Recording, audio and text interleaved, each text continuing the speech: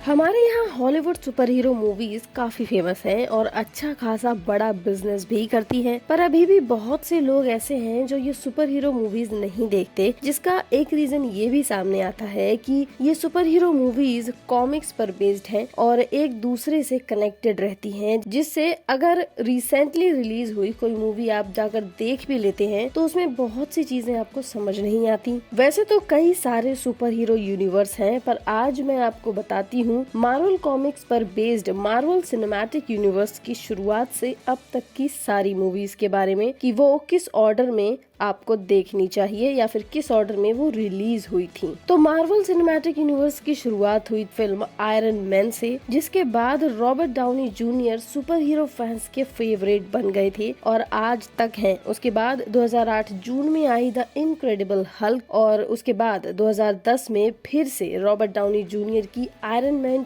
2 देखने को मिली। Iron man 2 के बाद हमें 2011 में देखने को मिली थॉर की ओरिजिन मूवी और इसी साल देखने को मिली Captain America the First Avenger. इन 5 में से 4 मूवीज इन super hero Iron Man, Hulk, Thor और कैप्टन अमेरिका की ओरिजिन मूवीज थी। और फिर साल 2012 में देखने को मिली द एवेंजर। इसमें सारे सुपर हीरोज एक साथ पहली बार देखने को मिले, पर इसमें इनक्रेडिबल हल्क को प्ले करने वाले एक्टर को बदल दिया गया था। साथ ही इस फिल्म में नजर आए ब्लैक विडो और हॉकाय, जिनको और भी अच्छे से दिखाया गया क्योंकि इनकी ओरिजिन मूवी तब तक आई नहीं थी। ये सारी मूवीज मार्वल के फेज 1 में आती है। फेज 2 की शुरुआत हुई 2013 में आयरन मैन 3 से और उसके बाद थॉर की दूसरी movie I Thor the dark world. उसके बाद साल 2014 में आई कैप्टन अमेरिका की दूसरी movie captain America the winter soldier और इसी के साथ एक और origin movie guardians of the Galaxy हमें देखने को मिली। और इसके एक साल बाद 2015 में देखने को मिली एवेंजर्स की दूसरी movie Avengers Age of Ultron और इसी साल में हमें देखने को मिली एंटमैन की ओरिजिन मूवी और इस मूवी के साथ मार्वल का फेज 2 हुआ पूरा। फिर साल 2016 मई में शुरू हुआ मार्वल सिनेमैटिक यूनिवर्स का फेज 3, जिसमें पहली फिल्म आई कैप्टन अमेरिका सिविल वॉर। ये मूवी भले ही कैप्टन अमेरिका के नाम पर थी, पर इसमें सारे के सारे सुपर हीरोज नजर आए और इसने एवेंजर्स वाली फील दी। उसके बाद आई डॉक्टर स्ट्रेंज की ओरिजिन मूवी, जिसने लोगों को धमाकेदार मैजिक दिखाया। और फिर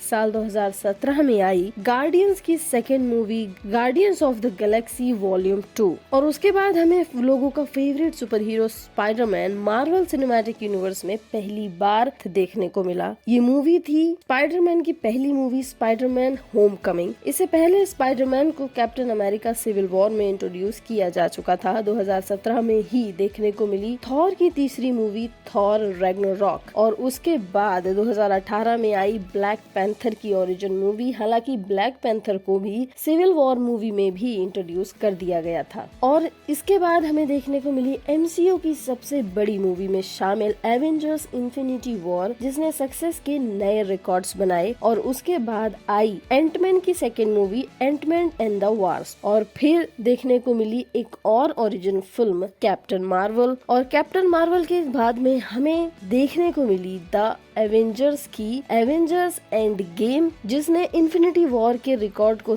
तोड़कर नए रिकॉर्ड्स को कायम किया। इसके साथ ही मार्वल का फेज 3 पूरा हुआ और आखिरी फिल्म इसमें आई Spiderman far from home. Phase 3 पूरा होने के साथ ही मार्वल पूरी तरीके से बदलने वाला था और फेज 4 शुरू होते ही 2021 में टीवी सीरीज और फिल्म्स हमें दोनों ही देखने को मिली, जिसमें सबसे पहली टीवी सीरीज आई वांडा विजन, जो कि जनवरी 2021 में आई थी। फिर मार्च 2021 में आई दूसरी TV series the falcon and the winter soldier और फिर देखने को मिली फेज 4 की पहली मूवी जुलाई 2021 में आई ब्लैक विडो, जिसमें एक और नई ब्लैक विडो का ओरिजिन भी दिखाया गया था। फिर जून 2021 में आई थॉर के भाई लोकी की सोलो टीवी सीरीज, जहां से फेज 4 का असली खेल शुरू हुआ। फिर सितंबर में देखने को मिली एक और नए सुपर हीरो की origin movie Shang Chi and the legend of 10 rings. फिर नवंबर में एक और नई मूवी देखने को मिली इटर्नल्स, जिसमें एक पूरे सुपर हीरो ग्रुप का ओरिजिन दिखाया गया था। एक और टीवी सीरीज आई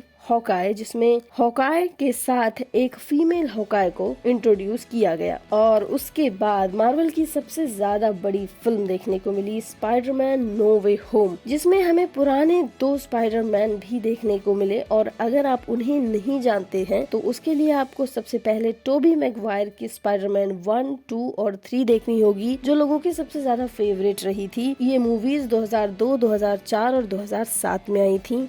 और फिर आपको देखनी होगी एंड्रयू गारफील्ड की 2 Spiderman movies, the amazing Spiderman 1 और 2, जो कि 2012 और 14 में आई थी। स्पाइडरमैन नो वे होम के बाद इस साल 2022 में मार्वल का पहला प्रोजेक्ट आया, मून नाइट। ये भी एक टीवी सीरीज थी जो कि मार्च में आई और ये एक नए सुपर हीरो मून नाइट का ओरिजिन सीरीज थी। फिर हमें देखने को मिली Doctor Strange in the Multiverse of Madness की फिल्म। और अब 8 जून से शुरू हुई है मार्वल की एक और नई टीवी सीरीज मिस मार्वल, जो कि ऑब्वियसली मिस मार्वल की ओरिजिन सीरीज है। इसके बाद आपको आगे कई सारी मूवीज और सीरीज देखने को मिलने वाली हैं। जुलाई में आने वाली है थॉर की 4th movie Thor Love and thunder. फिर अगस्त में 2 सीरीज आएंगी। 10 अगस्त को ग्रूट की शॉर्ट सीरीज आई एम ग्रूट आएगी और फिर 17 अगस्त को आएगी शी हल्क की सीरीज, जो कि उसकी भी ओरिजिन टीवी सीरीज होगी। और उसके बाद नवंबर में देखने को मिलेगी ब्लैक पैंथर की दूसरी movie black panther Wakanda forever, जिसमें पुराने हीरो की डेथ हो जाने की वजह से नए हीरो को इंट्रोड्यूस किया जा रहा है। फरवरी 2023 में आएगी एंटमैन की तीसरी movie Ant Man and the Wasp Quantumania. और इसी तरीके से आगे बहुत सारी मूवीज भी आने वाली है। तो ये मार्वल का अब तक का पूरा सुपर हीरो यूनिवर्स है। इसमें इतनी सारी मूवीज आ चुकी हैं और अब आने वाले टाइम पर कुछ ऐसे सुपर हीरोज को इंट्रोड्यूस किया जा रहा है जिनकी बहुत सारी मूवीज और सीरीज सालों से आती रही हैं, पर वो मार्वल के सिनेमैटिक यूनिवर्स का हिस्सा नहीं थी। पर अब उन्हें इस यूनिवर्स में लाया जाने वाला है और इसके बारे में बहुत से सुपर हीरो फैंस तक नहीं जानते। तो इनकी इन सारी मूवीज और सीरीज को लेकर मैं बहुत ही जल्द एक दूसरा वीडियो बनाऊंगी। वैसे मार्वल की लगभग सारी मूवीज आपको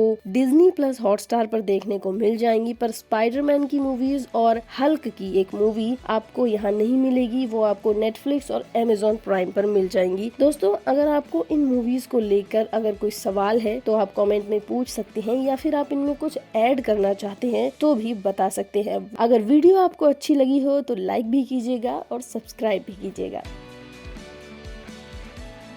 मार्वल सिनेमैटिक यूनिवर्स की आयरन मैन 1 से लेकर अब तक 2 दर्जन से भी ज्यादा मूवीज आ चुकी हैं और कई सारे टीवी शोज भी आए हैं। पर अगर आप इस सिनेमैटिक यूनिवर्स से नए जुड़े हैं तो आपको कब कौन सी मूवी देखनी है ये समझने के लिए मैंने एक वीडियो पहले भी बनाई है, जिसका लिंक ऊपर फ्लैश हो रहा होगा या फिर डिस्क्रिप्शन में भी आपको मिल जाएगा। पर हाँ, मार्वल के इस सिनेमैटिक यूनिवर्स के अलावा भी कई सारी अलग अलग मूवीज और टीवी सीरीज हैं जो आती रही हैं, जो कि मार्वल के सिनेमैटिक यूनिवर्स का पार्ट नहीं थी और उन्हें अलग से किसी दूसरे प्रोडक्शन हाउस या फिर खुद मार्वल ने ही अलग से बनाया था। पर अब कमाल की बात ये है कि वो सारी अलग अलग बनाई गई मूवीज और सीरीज के कैरेक्टर्स अब मार्वल के सिनेमैटिक यूनिवर्स में लौटने वाले हैं। इनमें से कुछ characters as it is universe में आ जाएंगे, पर कुछ को रिबूट करके एक नई शुरुआत दी जाएगी। तो इन सभी को समझने के लिए भी आपको कई सारी मूवीज और टीवी शोज को देखना होगा।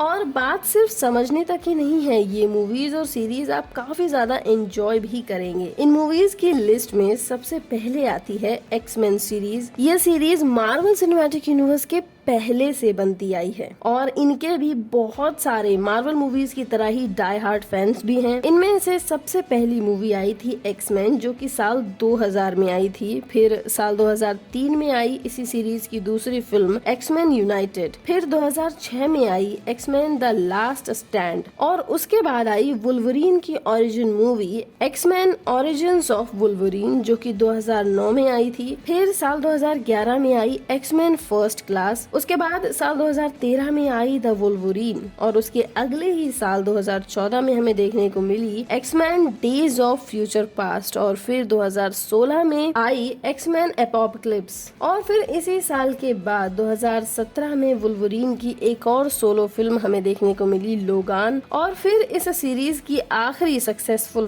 Film X Men the dark Phoenix 2019 में देखने को मिली। 2020 में एक और film I the new mutants, पर वो ज्यादा सक्सेसफुल नहीं हुई, पर ये एक्समैन सीरीज लोगों की काफी ज्यादा फेवरेट है और अब ये मार्वल के सिनेमैटिक यूनिवर्स में एंटर होने वाले हैं। पर इस सीरीज के कैरेक्टर्स को रीबूट किया जाएगा। वहीं एक्समैन और मार्वल का एक बहुत ही मजेदार कैरेक्टर रहा है डेडपूल, जो एक्समैन की टीम के साथ भी दिखा है। पर इसकी सोलो 2 फिल्में आई हैं, डेडपूल 1 जो कि 2016 में आई और 2018 में आई डेडपूल 2, जिसके लोग काफी ज्यादा डाई हार्ट फैंस हैं और ये मार्वल के सभी कैरेक्टर्स पर भारी पड़ता हुआ नजर आता है। और अब मार्वल सिनेमैटिक यूनिवर्स ने डेडपूल की तीसरी फिल्म अनाउंस कर दी है, जो मार्वल के सिनेमैटिक यूनिवर्स का हिस्सा होगी। इसके अलावा बात करें recently I film doctor Strange in the Multiverse of Madness की, तो इसमें मिस्टर फैंटास्टिक को दिखाया गया था, जो कि एक सुपर हीरो ग्रुप के लीडर हैं और वो ग्रुप है फैंटास्टिक फोर। फैंटास्टिक फोर की पहली फिल्म फैंटास्टिक फोर आई थी 2005 में और इस सीरीज की दूसरी film Fantastic Four Rise of Silver Surfer आई थी 2007 में। ये दोनों फिल्म्स काफी ज्यादा पसंद की गई थी, पर इस सीरीज को 2015 में फैंटास्टिक फोर नाम से ही रिबूट किया गया और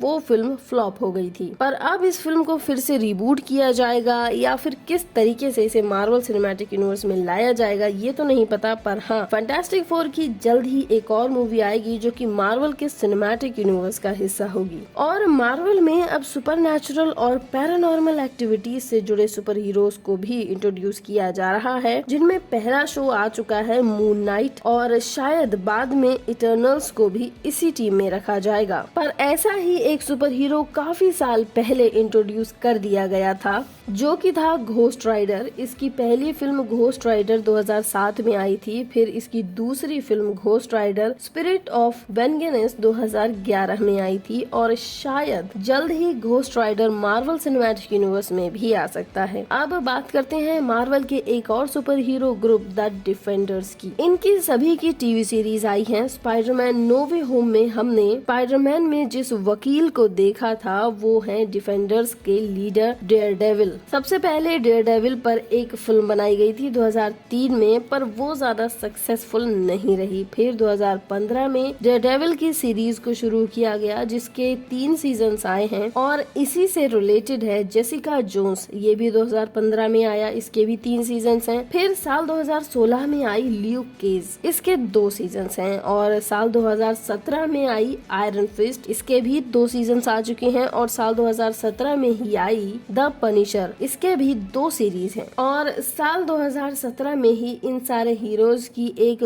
ग्रुप सीरीज देखने को मिली जिसका नाम था द डिफेंडर्स और इसका अभी तक सिर्फ एक ही सीजन आया है। 2021 दिसंबर में आई स्पाइडरमैन नो वे होम और इसमें स्पाइडरमैन का एक और विलन वेनम दिखाया गया था। हालांकि वेनम का इस मूवी में कोई खास पार्ट नहीं था, पर हाँ वेनम स्पाइडरमैन का एक बड़ा विलन भी रहा है और जल्द ही ये भी MCU के अंदर एंटर होने वाला है, क्योंकि मूवी के लास्ट में ऐसा दिखा दिया गया था। और वेनम की 2 मूवीज अलग से भी आ चुकी हैं। वेनम 2018 में आई थी और दूसरा पार्ट आया 2021 में, Venom let there be Carnage. और इसी मूवी के पोस्ट क्रेडिट सीन में इसको स्पाइडरमैन नो वे होम से जोड़ा गया था, तो जल्द ही वेनम भी MCU का पार्ट बनने वाला है। पहले ये सारी मूवीज नेटफ्लिक्स पर थी, पर अब आप इन्हें डिज्नी प्लस हॉटस्टार पर देख सकते हैं। ये तो वो मूवीज और सीरीज हैं जो कि मार्वल के सिनेमैटिक यूनिवर्स के अलावा मार्वल बनाता आया है और अब ये सारे के सारे कैरेक्टर्स एक एक करके मार्वल के सिनेमैटिक यूनिवर्स में आपको देखने को मिलेंगे। हो सकता है इन्हें देखने में थोड़ा इंतजार करना पड़े, पर हाँ ये होगा जरूर। तो उम्मीद है कि आपको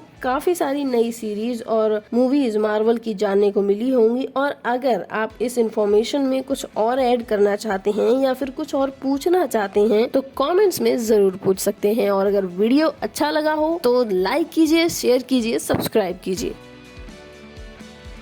दोस्तों मार्वल सिनेमैटिक यूनिवर्स में बहुत से हीरोज हैं जिन्हें हम iron man, Spiderman, doctor strange, captain America और थॉर के नाम से जानते हैं, पर ये उनका सुपर हीरो नाम है। मूवी में असल में उनके कैरेक्टर का नाम कुछ और होता है और वो अक्सर लोगों को याद नहीं रहता। इसके अलावा आप इस वीडियो में ये भी जानेंगे कि कौन सा सुपर हीरो कैरेक्टर कौन सा एक्टर प्ले करता है। तो चलिए सबसे पहले शुरू करते हैं आयरन मैन से। आयरन मैन एमसीयू का सबसे फेवरेट कैरेक्टर है। आयरन मैन का मूवी में जो असली नाम होता है वो है टोनी स्टार्क, जो कि एक बहुत ही जीनियस अमीर आदमी है। वो एक सुपर सूट बनाता है और बन जाता है आयरन मैन। और आयरन मैन के रोल को प्ले करते हैं एक्टर रॉबर्ट डाउनी जूनियर, जो कि असल में हॉलीवुड के सबसे महंगे एक्टर्स में से एक हैं। दूसरा बड़ा कैरेक्टर है कैप्टन अमेरिका। कैप्टन अमेरिका का फिल्म में असली नाम होता है स्टीव रॉजर्स। स्टीव एक पतला दुबला लड़का होता है जिसे सुपर सीरम दिया जाता है और फिर वो बन जाता है कैप्टन अमेरिका।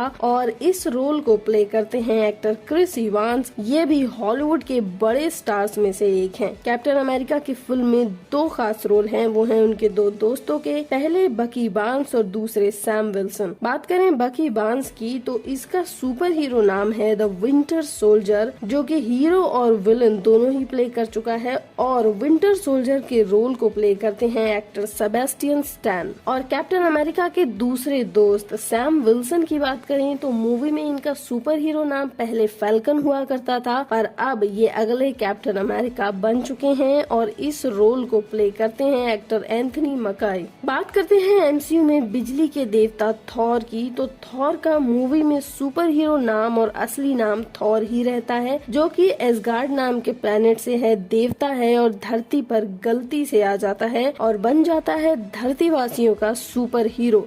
और इस रोल को प्ले करते हैं एक्टर क्रिस हेम्सवर्थ, जो कि हॉलीवुड में एक बड़ी स्टार वैल्यू रखते हैं। थॉर की मूवी का ही एक और बड़ा कैरेक्टर है थॉर का भाई लोकी। ये भी हीरो और विलन दोनों ही रह चुका है। इसका भी अलग से कोई सुपर हीरो नाम तो नहीं है, पर हाँ इसे शरारतों का देवता लोकी कहा जाता है। और लोकी के कैरेक्टर को प्ले करते हैं एक्टर टॉम हिडलस्टन और ये कैरेक्टर लोगों को काफी ज्यादा पसंद आता है। एवेंजर्स के सबसे बड़े और ग्रीन कैरेक्टर के बारे में कौन नहीं जानता, बात करते हैं हल्क की। तो मूवी में हल्क का असली नाम है डॉक्टर ब्रूस बैनर, जो कि एक साइंटिस्ट है और एक एक्सपेरिमेंट के गलत हो जाने से हल्क में ट्रांसफॉर्म हो जाता है। हल्क का रोल दो लोग प्ले कर चुके हैं। हल्क की मूवी द इनक्रेडिबल हल्क में हल्क का रोल एडवर्ड नॉर्टन ने प्ले किया था, पर द एवेंजर्स में जब हल्क दोबारा दिखा तो इस कैरेक्टर को एक्टर मार्क रफेलो ने प्ले किया। और अब एमसीयू में हल्क की जगह शी हल्क लेने वाली है, तो शी हल्क का कैरेक्टर प्ले करेंगी एक्ट्रेस टाटियाना मास्लेनी। शी हल्क की सीरीज हमें इस अगस्त में देखने को मिलने वाली है। बात करते हैं एवेंजर्स के तीरंदाज हॉकाय की। तो हॉकाय कोई सुपर हीरो नहीं है। मूवी में इनका असली नाम होता है क्लिंट बार्टन और ये शील्ड का एजेंट होता है, जो कि तीरंदाजी और जासूसी में माहिर है। और हॉकाय के रोल को प्ले करते हैं एक्टर जेमी रनर। एमसीयू में हॉकाय की जगह भी एक लेडी हॉकाय ने ले ली है, जिसकी सीरीज आ चुकी है और इस लेडी हॉकाय का रोल प्ले करती हैं एक्टर हेली स्टैनफील्ड। बात करते हैं एवेंजर्स की बॉस लेडी ब्लैक विडो की। तो हॉकाय की तरह ही ब्लैक विडो भी कोई सुपर हीरो नहीं, बल्कि अपने एक्शन और जासूसी स्किल से वो किसी की भी बैंड बजा सकती है। ब्लैक विडो का मूवी में नाम होता है नताशा रोमानोफ और इनकी एवेंजर्स एंड गेम में डेथ हो चुकी है। इस रोल को प्ले करती थी एक्ट्रेस स्कारलेट जॉनसन और ब्लैक विडो की जगह उसकी बहन येलेना विलोवा ने ले ली है, जो कि हमें ब्लैक विडो की फिल्म में नजर भी आई थी। और इस नए ब्लैक विडो के रोल को प्ले करती हैं एक्ट्रेस फ्लोरेंस पग। तो ये तो हुए the original 6 Avengers, iron man, captain America, Thor, Hulk, Hawkeye और ब्लैक विडो। अब बात करते हैं आगे की कहानी की कैरेक्टर्स की। तो द एवेंजर्स को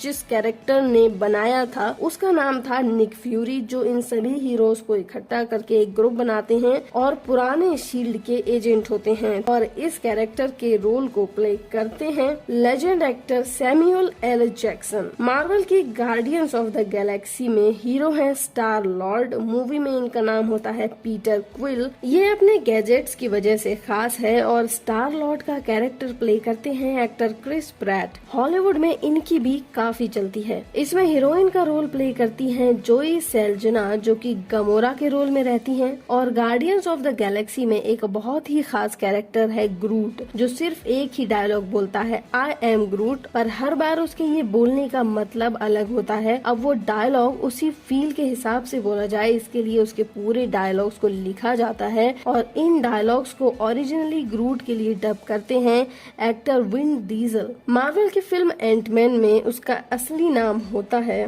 स्कॉट लैंग, जो कि सुपर हीरो तो नहीं है पर एक सूट की वजह से एंटमैन बन जाता है और एंटमैन के रोल को प्ले करते हैं एक्टर पॉल रूड। इस फिल्म में बास्फ का रोल करने वाली एक्ट्रेस का नाम है एवेंजेलाइन लिली। एमसीयू के मैजिक मैन है डॉक्टर स्ट्रेंज। डॉक्टर स्ट्रेंज के ओरिजिनल कैरेक्टर नेम फिल्म में है डॉक्टर स्टीफन स्ट्रेंज। ये एक डॉक्टर होते हैं और मैजिक की ट्रेनिंग लेते हैं तो बन जाते हैं डॉक्टर स्ट्रेंज और इसे प्ले करते हैं actor Benedict Cumberbatch. Doctor strange के खास साथी वोंग का नाम भी उन्हीं के नाम से मैच करता है। उनका असली नाम है बेनेडिक्ट वोंग। एमसीयू के स्पाइडरमैन की बात करें तो स्पाइडरमैन का नाम मूवीज में हमेशा से ही पीटर पार्कर रहा है, जिसे एक मकड़ी काटने से सुपर पावर्स मिल जाती हैं। एमसीयू के करंट स्पाइडरमैन का रोल प्ले करते हैं एक्टर टॉम हॉलैंड। इससे पहले भी 2 लोग स्पाइडरमैन को प्ले कर चुके हैं, जिनको स्पाइडरमैन नो वे होम में देखा गया है। पहले स्पाइडरमैन मूवी में स्पाइडरमैन बने थे एक्टर टोबी मैगवायर और द अमेजिंग स्पाइडरमैन सीरीज में स्पाइडरमैन बने एंड्रयू गारफील्ड। आपको तीनों में से कौन ज्यादा अच्छा लगता है, कमेंट में जरूर बताइएगा। ब्लैक पैंथर को एमसीयू में सिविल वॉर मूवी में इंट्रोड्यूस किया गया था। ब्लैक पैंथर का असली नाम है टिचाला, जो कि वकांडा का राजा होता है। इस रोल को अब तक की मूवीज में एक्टर चैडविक बोसमैन ने प्ले किया था, जिनकी कैंसर की वजह से 2020 में डेथ हो गई थी। और अब आने वाली film black panther Wakanda forever में ब्लैक पैंथर का रोल कौन प्ले कर रहा है, ये अभी तक नहीं पता। एमसीयू में कैप्टन मार्वल की अभी तक सिर्फ एक ही मूवी आई है। कैप्टन मार्वल का फिल्म में असली नाम होता है, जिसको एक प्लेन क्रैश में स्पेस स्टोन्स की पावर मिल जाती है और ये कैप्टन मार्वल बन जाती है। इस रोल को प्ले करती हैं एक्ट्रेस ब्री लॉर्सन। वैसे तो वांडा विजन का रोल एमसीयू में एवेंजर्स एज ऑफ अल्ट्रॉन के टाइम से रहा है, पर इनकी सोलो सीरीज एंड गेम के बाद फेज 4 का पहला प्रोजेक्ट बनी। तो वांडा अपने इस असली नाम से ही फेमस है, पर उसका सुपर हीरो नेम है स्कारलेट विच, जो कि एक म्यूटेंट है और पैदाइशी सुपर पावर्स की मालकिन रही है। और इस रोल को प्ले करती हैं एक्ट्रेस एलिजाबेथ ओल्सेन। बात करें विजन की तो ये कोई इंसान नहीं बल्कि एमसीयू में एक सुपर रोबोट है। वांडा का बॉयफ्रेंड भी है और विजन के रोल को प्ले करते हैं एक्टर पॉल बेटनी। इटर्नल्स अब तक का एमसीयू का सबसे बड़ा सुपर हीरो ग्रुप रहा है, जिसमें पूरे 10 सुपर हीरो थे, जिसमें सर्सी का रोल प्ले किया था एक्ट्रेस जेमा चान ने। इकारिस के रोल में थे रिचर्ड मैडन। किंगो प्ले किया कुमेल नंजियानी ने। स्प्राइट के रोल में थी मैक ह्यूज। फेस्टोस का रोल प्ले किया ब्रायन टायरी ने। मकारी के रोल को प्ले किया था लॉरेन रिफॉल्ट ने। ड्रुएक को प्ले किया बैरी कियोगन ने। गिलगमेश को प्ले किया डॉन ली ने। तो वहीं एजैक के रोल में थी सलमा हाइक और last but not the least Thena के रोल में नजर आई एंजेलिना जोली। एमसीयू में पहले चाइनीज हीरो के रोल में आई film Shang Chi and the legend of 10 rings. इसमें शांग-ची का कोई दूसरा सुपर हीरो नेम तो नहीं है, पर हाँ इसे अपनी पावर्स मिली अपनी पापा की 10 रिंग से और अपनी माँ के जेनेटिक कोड से, जो एक जादुई गाँव से होती है। शांग-ची का रोल प्ले किया एक्टर शिमू लियू ने और 10 रिंग्स के लेजेंड उनके पिता का रोल प्ले किया था चाइनीज सिनेमा के लेजेंड एक्टर टोनी लियूंग चियू वोंग ने। हाल ही में एक और नए सुपर हीरो को लॉन्च किया गया, जो कि था मून नाइट। मून नाइट का असली नाम सीरीज में वैसे तो मार्क स्पेक्टर है, पर मून नाइट को पर्सनैलिटी डिसऑर्डर है, इसलिए उसके 2 और नाम भी हैं, स्टीवन ग्रांट और जेक लोकली। और मून नाइट के कैरेक्टर को प्ले किया है एक्टर ऑस्कर आइजैक ने। उसके बाद series I miss Marvel. Miss Marvel का असली नाम रहता है कमाला खान और इसे अपनी नानी के कड़े से पावर्स मिलती हैं। इसके अलावा ये एक म्यूटेंट भी है। मिस मार्वल को प्ले कर रही हैं एक्ट्रेस इमान वेलानी और इसके अलावा कुछ और भी इम्पोर्टेंट कैरेक्टर्स हैं, जैसे कि डेडपूल। डेडपूल का फिल्म में असली नाम होता है वेड विल्सन, जो कि एक साइंस एक्सपेरिमेंट की वजह से डेडपूल बन जाता है और इस रोल को प्ले करते हैं एक्टर रयान रेनॉल्ड्स। वेनम भी एमसीयू का पार्ट बन चुका है, जिसमें वेनम एक एलियन है जो कि एडी ब्रॉक नाम के बंदे के शरीर में घुस जाता है और वहीं रहने लगता है और इस रोल को प्ले करते हैं एक्टर टॉम हार्डी। तो ये कुछ मेन सुपर हीरोज थे जिनके नाम मैंने आपको बताए कि उनके सुपर हीरो नेम क्या है, उनका कैरेक्टर नेम क्या है, साथ ही वो रोल कौन एक्टर प्ले करते हैं। अगर आप किसी और एक्टर का नाम जानना चाहते हैं तो वो मुझसे आप कमेंट में पूछ सकते हैं।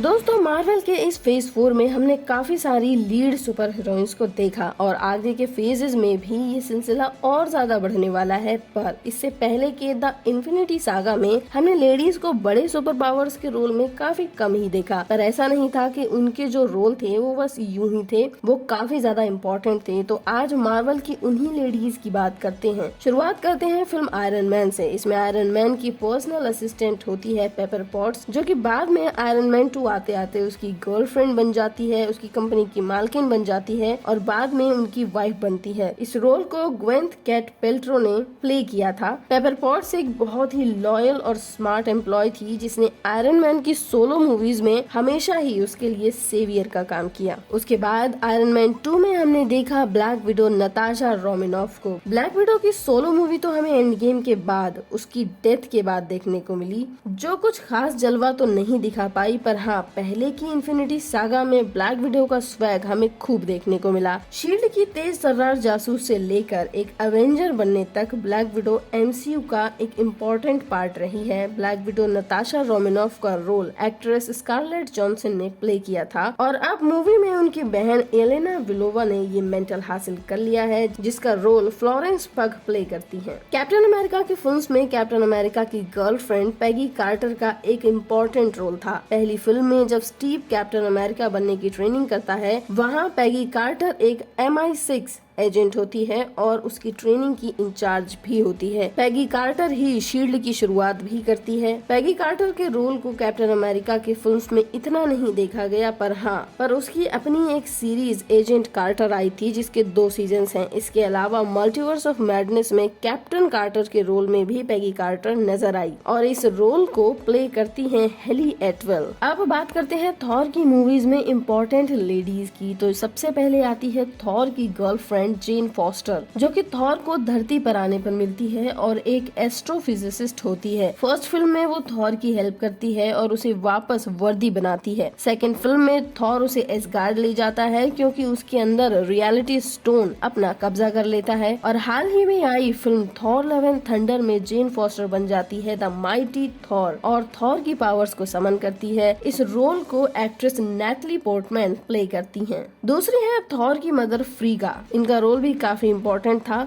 हालांकि फिल्म्स में उन्हें इतना दिखाया नहीं गया। वो जादुई पावर्स की देवी होती हैं और इस रोल को एक्ट्रेस रेने रूसो प्ले करती हैं। फिल्म में थॉर की दोस्त सिफ का रोल भी काफी स्ट्रॉन्ग कैरेक्टर है। उसने फिल्म में थॉर की बेस्ट फ्रेंड की तरह हमेशा हेल्प की है। साथ ही सीरीज एजेंट्स ऑफ शील्ड में भी सिफ का खास रोल था और सिफ का role actress Jaimie Alexander play करती है। थॉर रैग्नारॉक में हमें देखने को मिली वेल्करी, जो कि थॉर के प्लेनेट पर एक लेडी वॉरियर्स का ग्रुप था। वेल्करी को अब थॉर न्यू एसगार्ड का प्रेसिडेंट बना चुका है। हाल ही में थॉर लव एंड थंडर में भी वेल्करी के रोल को देखा गया, जो कि काफी इम्पोर्टेंट था और इस रोल को प्ले करती हैं टेस थॉम्सन। अब बात करते हैं guardians of the Galaxy group की लेडीज की। तो इसमें सबसे पहले आती है गमोरा, जो कि इन्फिनिटी सागा के मेन विलन थैनोस की एडॉप्टेड बेटी होती है। लड़ाई करने में एक नंबर फाइटर है और गार्डियंस की लीडर स्टार लॉर्ड की गर्लफ्रेंड है। इस रोल को एक्ट्रेस जोई सल्दाना प्ले करती है। इसी ग्रुप की एक और मेंबर है नेबुला, जो कि गमोरा की ही बहन है। इसे थैनोस ने एक रोबोट की तरह जोड़ तोड़ कर बनाया है, तो ये इंसानी जज्बात महसूस करती है, साथ ही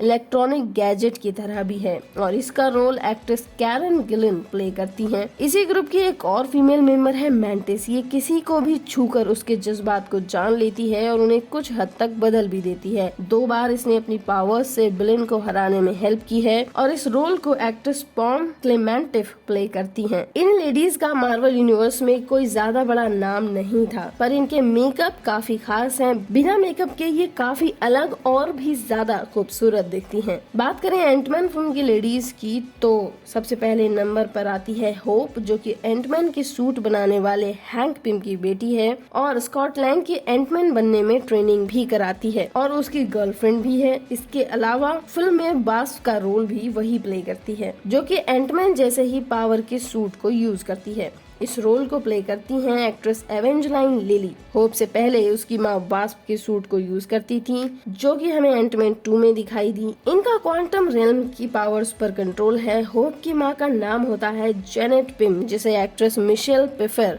प्ले करती हैं। एंटमैन की बेटी भी है कैसी, जो कि अब तक 2 फिल्मों में उसके लिए मोटिवेशन का जरिया रही है और आने वाली film Ant Man and the Wasp Quantumania में भी वो एंटमैन के सूट को पहनने वाली है। तो उम्मीद है कि आगे वो एंटमैन की जगह लेगी। अब इस फिल्म में एंटमैन की क्यूट सी बेटी कैसी लैंग का role AB raider Fordson play करती हैं। डॉक्टर स्ट्रेंज की पहली फिल्म में उनकी गर्लफ्रेंड थी क्रिस्टीन पामर, जो कि डॉक्टर स्ट्रेंज की तरह ही एक डॉक्टर होती हैं। फिल्म के इम्पोर्टेंट फेज में वो उसकी काफी मदद भी करती हैं और मल्टीवर्स ऑफ द मैडनेस में क्रिस्टीन डॉक्टर से बढ़कर एक साइंटिस्ट हैं और इसमें उनका रोल बहुत बड़ा नहीं रहा, पर डॉक्टर स्ट्रेंज की लाइफ में क्रिस्टीन काफी इम्पोर्टेंट है और इस रोल को एक्ट्रेस रशेल मैकएडम प्ले करती हैं। डॉक्टर स्ट्रेंज की फर्स्ट फिल्म में एक बहुत ही पावरफुल और इम्पोर्टेंट रोल था एंशिएंट वन का, जो डॉक्टर स्ट्रेंज को जादुई शक्तियों की ट्रेनिंग देती हैं और अनगिनत सालों से ब्रह्मांड और समय मणि की रक्षक होती हैं। इनका रोल फर्स्ट पार्ट तक ही था। इस रोल को टिल्डा स्विंटन ने काफी अच्छे से प्ले किया। मल्टीवर्स ऑफ मैडनेस में एक और खास रोल था अमेरिका चैवेज का, जिसके पास ये पावर है कि वो मुक्के मारकर मल्टीवर्स के पोर्टल खोल सकती है, मल्टीवर्स में कहीं भी ट्रैवल कर सकती है।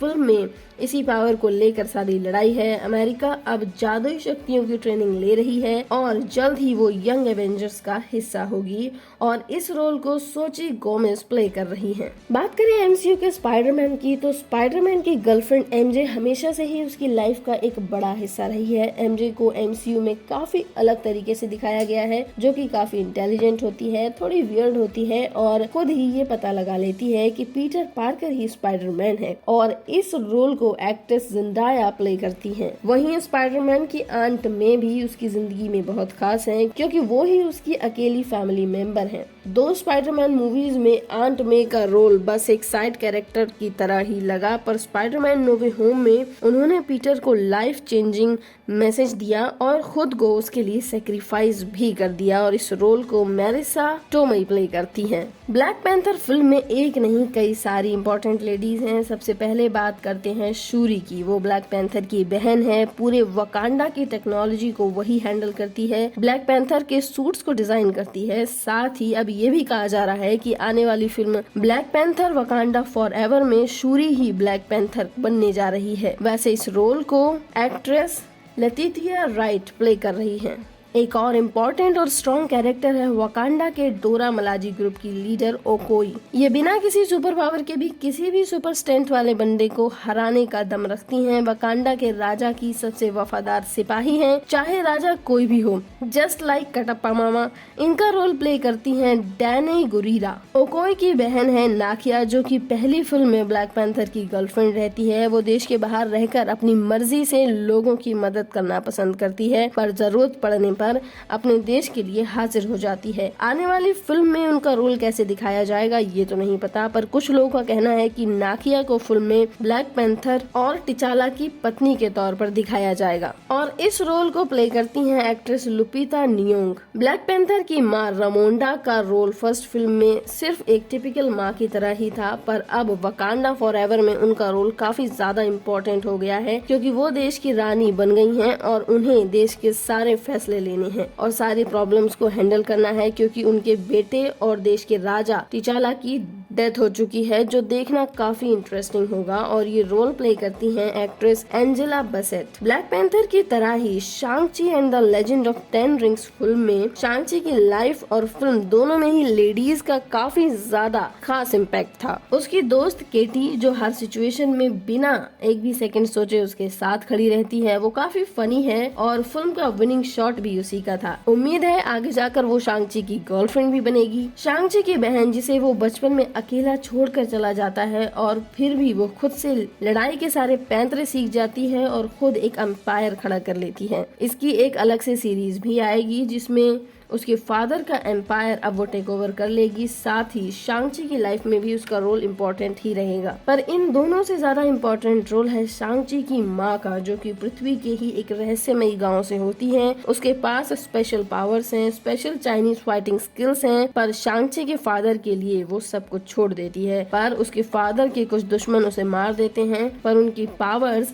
शांग-ची के अंदर हैं। फिल्म में शांग-ची की मासी का रोल भी काफी इम्पोर्टेंट था, क्योंकि फाइनल बैटल से पहले वही उसे उसकी असली पावर्स का एहसास कराती है, और उनका रोल शायद हमें आगे की फिल्मों में भी देखने को मिल सकता है। इन सब के नाम मैंने आपको नहीं बताए, क्योंकि ये चाइनीज नाम थे और मुझे काफी ज्यादा कंफ्यूजिंग लगे, तो मैनेज कर लेना दोस्तों, गूगल कर लेना। अब बात करते हैं उन सुपर लेडीज की जो मार्वल यूनिवर्स में काफी फेमस और पावरफुल हैं। लोकी सीरीज में हमने लोकी के बहुत सारे वेरिएंट्स के साथ साथ लेडी लोकी को भी देखा, जिसे सबने लोकी जितना ही पसंद किया। उसका नाम है सिल्वी। वो लोकी की कहानी के साथ साथ मल्टीवर्स की भी एक इम्पोर्टेंट कड़ी बनी। इस रोल को एक्ट्रेस सोफिया डिमार्टिनो ने प्ले किया। कैप्टन मार्वल की सोलो फिल्म लोगों को भले ही उतना पसंद नहीं आई, पर अब एमसीयू का वो एक बड़ा पार्ट बनने वाली है, जिसे हम अगली द मार्वल फिल्म में देखने वाले हैं। कैप्टन मार्वल को प्ले करती हैं एक्ट्रेस ब्री लार्सन।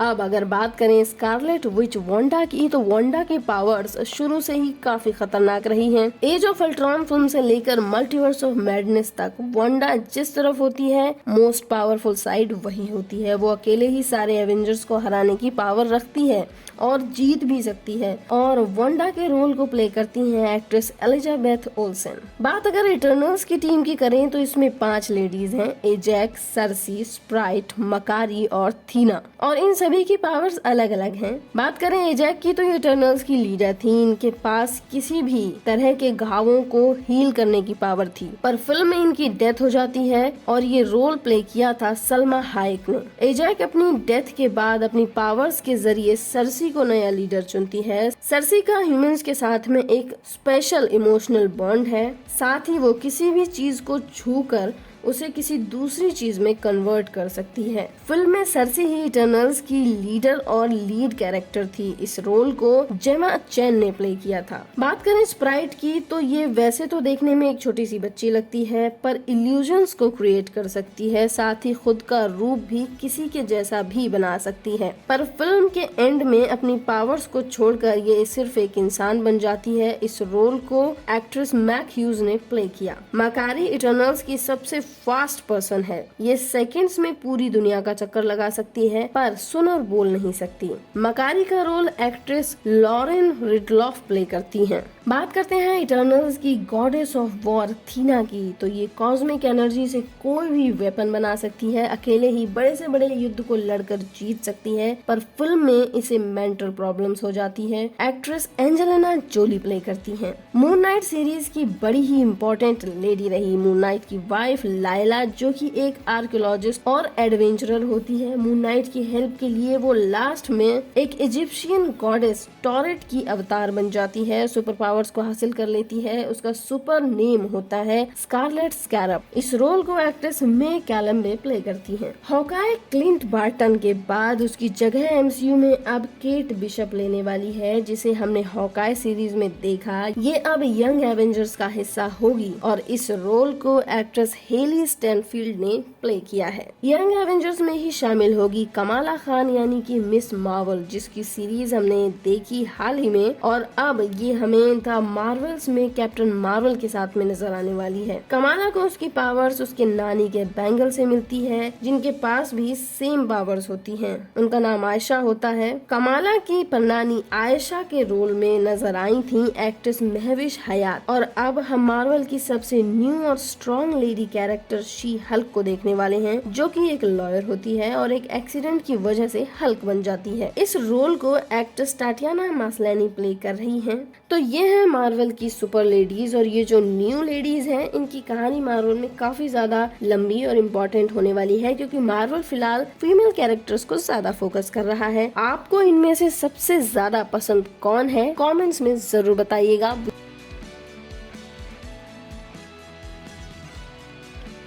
दोस्तों, मार्वल के सिनेमैटिक यूनिवर्स में हमने बहुत सारे हीरोज को देखा है, हर हीरो के साथ एक हीरोइन भी नजर आती है, पर लव स्टोरी नजर नहीं आती। मतलब कि कितने ऐसे हीरोज हैं जिनकी एक परफेक्ट लव स्टोरी हमने अभी तक एमसीयू में देखी है? शायद कोई भी नहीं। तो चलिए आज मार्वल की सभी लव स्टोरीज पर बात करते हैं। मैंने मार्वल की कुछ लव स्टोरीज को निकाला है, पर नंबर 1 पर जो लव स्टोरी होगी और जो सबसे ज्यादा सक्सेसफुल रही है, वो आप जानकर हैरान रह जाएंगे। तो चलिए शुरू करते हैं। मार्वल की इटर्नल्स मूवी लोगों को शायद बहुत ही कम याद है, साथ ही उसमें इतने सारे कैरेक्टर्स थे कि सबकी पावर्स भी लोगों को शायद याद नहीं है। पर इस फिल्म में एक या दो नहीं बल्कि लव स्टोरीज जो थी वो 5-5 थी। तो इन्हीं में से हम 20वें नंबर पर रखेंगे मकारी और ड्रूवैक को।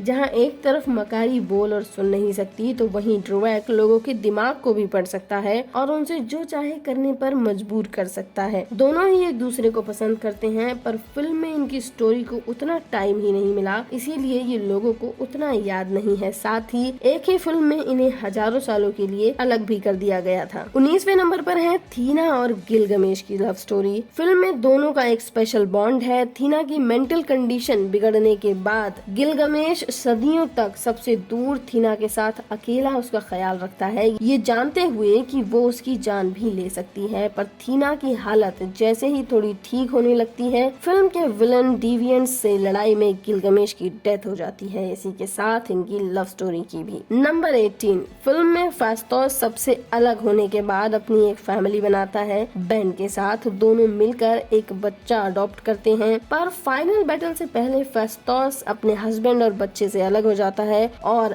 अब वो एक बड़ी लड़ाई में फंस गया है। तो अब वहाँ से वापस कब आएगा अपनी फैमिली के पास, कह नहीं सकते। नंबर 17, सर्सी और इकारिस को इस धरती पर आने के बाद प्यार हो जाता है। दोनों शादी कर लेते हैं, कई सालों तक साथ रहते हैं, पर इटर्नल्स के अलग होने के साथ ही इनका रिश्ता भी टूट जाता है। नंबर 16, सर्सी और डैन विटमैन। इकारिस से अलग होने के बाद सर्सी करीब 700 सालों तक अकेली रहती है, पर फिर उसे मिलता है एक इंसान डेन विटमैन जो उसे बहुत प्यार करता है और सर्सी भी, पर वो उसे बता नहीं पाती कि वो एक इटर्नल है और उसे खतरों से बचाने के लिए वो खुद को उससे दूर रखना चाहती है। पर आखिर में दोनों थोड़ा करीब आते हैं, पर तभी सर्सी को सेलेस्टियल्स उठाकर ले जाते हैं। तो ये जो डेन विटमैन है वो मार्वल का एक और सुपर कैरेक्टर बनने वाला है, ब्लैक नाइट। और कॉमिक्स में भी सर्सी और ब्लैक नाइट की स्टोरी काफी ज्यादा फेमस है। नंबर 15, शांग-ची और केटी। हालांकि फिल्म में दोनों को अभी तक बेस्ट फ्रेंड ही दिखाया गया है, पर केटी की फैमिली इन्हें गर्लफ्रेंड बॉयफ्रेंड ही समझती है और इनके दोस्त भी, पर ये दोनों खुद को जस्ट फ्रेंड्स कहते हैं। खैर, इनकी स्टोरी तो अभी शुरू ही हुई है, तो उम्मीद है कि शायद इनकी लव स्टोरी भी हमें आगे देखने को मिले। नंबर 14, मून नाइट और लायला। वैसे तो मून नाइट सीरीज में इनकी लव स्टोरी को भी ज्यादा डिटेल में नहीं दिखाया गया, पर लायला मार्क स्पेक्टर की वाइफ है। जब उसे पता चलता है कि उसकी दूसरी पर्सनालिटी स्टीवन है, तो लायला उसे ज्यादा पसंद करती है, क्योंकि मार्क उससे दूर भागता है और स्टीवन उससे प्यार करता है। मतलब प्यार एक ही इंसान से है लायला को, पर दो अलग अलग पर्सनालिटी से है। अब ये कंफ्यूजन कैसे दूर होगी, लव स्टोरी का क्या होगा, पता नहीं, क्योंकि मून नाइट की एक और पर्सनैलिटी भी है, जेक लोकली, जो हमें अगले सीजन में देखने को मिलने वाली है। नंबर 13, ब्लैक पैंथर, टिचाला और नाकिया। तो दोनों बचपन से ही एक दूसरे को जानते हैं, प्यार भी करते हैं, पर नाकिया फर्स्ट फिल्म में जैसे कि दिखाया गया था ज्यादातर देश से बाहर ही रहती है, तो दोनों को उतना टाइम साथ नहीं मिला। पर फिल्म के एंड में दोनों साथ आ जाते हैं। पर अब क्योंकि टिचाला की डेथ हो चुकी है, तो इनकी कहानी का एंड अच्छा नहीं हुआ होगा, ये तो पता ही है। पर इनकी कहानी कितनी आगे बढ़ी थी ये पता चलेगा हमें फिल्म वकांडा फॉर एवर में। नंबर 12, स्टार लॉर्ड और गमोरा। इनकी story guardians of the Galaxy 1 में शुरू हुई, जो हमें पार्ट 2 में अच्छे से देखने को भी मिली, और इन्फिनिटी वॉर में हमने एक मैच्योर रिलेशनशिप को देखा। पर इसी के साथ इसी फिल्म में इनकी लव स्टोरी एंड भी हो गई, क्योंकि थैनोस ने सोल स्टोन के लिए गमोरा की बलि चढ़ा दी। एंड गेम में पास्ट की गमोरा देखने को तो मिली, पर दोबारा उसे पीटर से प्यार तो छोड़ो, वो उसे जानती भी नहीं थी। गमोरा कहाँ गई ये भी नहीं बता सकते। शायद इनकी स्टोरी भी कि गार्डियंस की नेक्स्ट मूवी में क्लियर हो जाए। Number 11, Ant Man and the Wasp यानी कि स्कॉट लैंग और होप पिम दोनों की स्टोरी एंटमैन पार्ट 1 में शुरू हुई थी। यहाँ स्कॉट लैंग को एंटमैन बनने की ट्रेनिंग कराते कराते होप को उससे प्यार हुआ और स्कॉट भी उसे प्यार करता है, पर सेकेंड फिल्म में होप स्कॉट से नाराज हो गई थी क्योंकि स्कॉट वो सूट चुरा कर भाग गया था, पर आखिर में दोनों साथ आ ही गए। स्कॉट की बेटी भी है कैसी, जिसे होप ने अपना लिया, पर अब आने वाली फिल्म क्वांटम मेनिया में अंदाजा ये लगाया जा रहा है कि स्कॉट की डेथ हो जाएगी, तो इनकी स्टोरी भी लगता है अधूरी ही रहेगी। नंबर 10, हल्क और नताशा। इनकी story Avengers Age of Ultron में ही देखने को मिली थी। उसके बाद सिर्फ एक दो बार इस बारे में बात ही करते हुए लोगों को सुना गया है, पर इन्हें साथ दिखाया नहीं गया। ये दोनों एक दूसरे से प्यार करते थे क्योंकि एज ऑफ अल्ट्रॉन के एंड में गायब होने के बाद हल्क इन्फिनिटी वॉर में वापस आया तो ब्रूस और नताशा की जोड़ी पर फोकस ही नहीं किया गया। 5 साल में नताशा ऑफिस संभालती रही और हल्क अपनी बॉडी और दिमाग को एक करने में लगा रहा, जिससे एंड गेम में इनका रिश्ता हमें सिर्फ साथ करने वाले कॉलीग जितना ही नजर आया और फिर सबको बचाने के लिए नताशा ने खुद को सेक्रीफाइस भी कर दिया, तो इनकी स्टोरी भी अधूरी रह गई। नंबर 9, लोकी और सिल्वी। लोकी सीरीज में पहली बार लोकी को पॉजिटिव रोल में देखा गया और इस सीरीज में ही मल्टीवर्स का कॉन्सेप्ट भी शुरू हुआ। ऐसे में हमें लोकी के बहुत सारे अलग अलग वेरिएंट्स देखने को मिले, जिनमें से लोकी का फीमेल वर्जन थी सिल्वी और लोकी को खुद से ही यानी कि अपने फीमेल वर्जन सिल्वी से प्यार हो गया। दोनों को प्यार हुआ, पर जहां लोकी हर किसी को धोखा देता है वहीं सिल्वी किसी पर भरोसा नहीं करती और इसीलिए सिल्वी ने आखिर में लोकी पर भरोसा ना करते हुए कैंग को मारकर मल्टीवर्स का दरवाजा खोल दिया। अब इस मल्टीवर्स में ये दोनों मिल पाएंगे कि नहीं मिल पाएंगे, ये हमें लोकी के अगले सीजन में पता चलेगा, जो कि आई होप काफी जल्दी हमें देखने को मिलने वाला है। नंबर 8, वांडा और विजन। इनकी स्टोरी एज ऑफ अल्ट्रॉन से शुरू हो चुकी थी, सिविल वॉर में आगे बढ़ी और इन्फिनिटी वॉर में दोनों एक एज अ कपल दिखाई दिए, पर फिल्म के एंड आते आते वांडा को दुनिया बचाने के लिए विजन का माइंड स्टोन तोड़ना पड़ा, जिससे विजन मर गया और उसका भी कोई फायदा नहीं हुआ क्योंकि थैनोस भैया ने टाइम पीछे घुमाया और माइंड स्टोन को निकाल लिया, चुटकी बजाई और वांडा भी धुआं धुआं हो गई। पर ब्लिप के 5 साल बाद जब वांडा लौटी तो विजन जा चुका था, पर वांडा ने अपने डिप्रेशन की हालत में अपनी ही पावर से विजन को क्रिएट कर लिया, एक पूरा शहर क्रिएट कर लिया, जो कि सीरीज वांडा विजन में हमें देखने को मिला। क्योंकि वो सिर्फ जादू था तो वांडा ने जादू तोड़ा तो विजन भी चला गया, पर विजन की बची बॉडी से व्हाइट विजन को बनाया गया है। अब क्या इस व्हाइट विजन और वांडा की कुछ स्टोरी बन सकती है ये तो पता नहीं, पर वांडा ने मल्टीवर्स ऑफ मैडनेस में अपने बच्चों के लिए जो तूफान खड़ा किया था वो सब जानते हैं। मतलब वांडा विजन की स्टोरी का कोई फ्यूचर फिलहाल तो दिख नहीं रहा। नंबर 7, डॉक्टर स्ट्रेंज और क्रिस्टीन। डॉक्टर स्ट्रेंज पार्ट 1 में इनकी स्टोरी थोड़ी थोड़ी ही दिखाई गई। इसमें स्ट्रेंज क्रिस्टीन से प्यार तो करता है, पर साथ ही अपनी ईगो की वजह से उससे नाराज भी कर देता है। बाद में दोनों की सुलह हो जाती है, पर डॉक्टर साहब बार बार लगातार दुनिया बचाने में बिजी रहते हैं और उनका रिश्ता पीछे छूट जाता है। हाल ही में आई फिल्म मल्टीवर्स ऑफ मैडनेस में हमने देखा कि क्रिस्टीन पामर किसी और से शादी कर रही हैं। डॉक्टर साहब शादी में तो जाते हैं और वहीं से फिर दुनिया बचाने निकल पड़ते हैं और मिलते हैं जाकर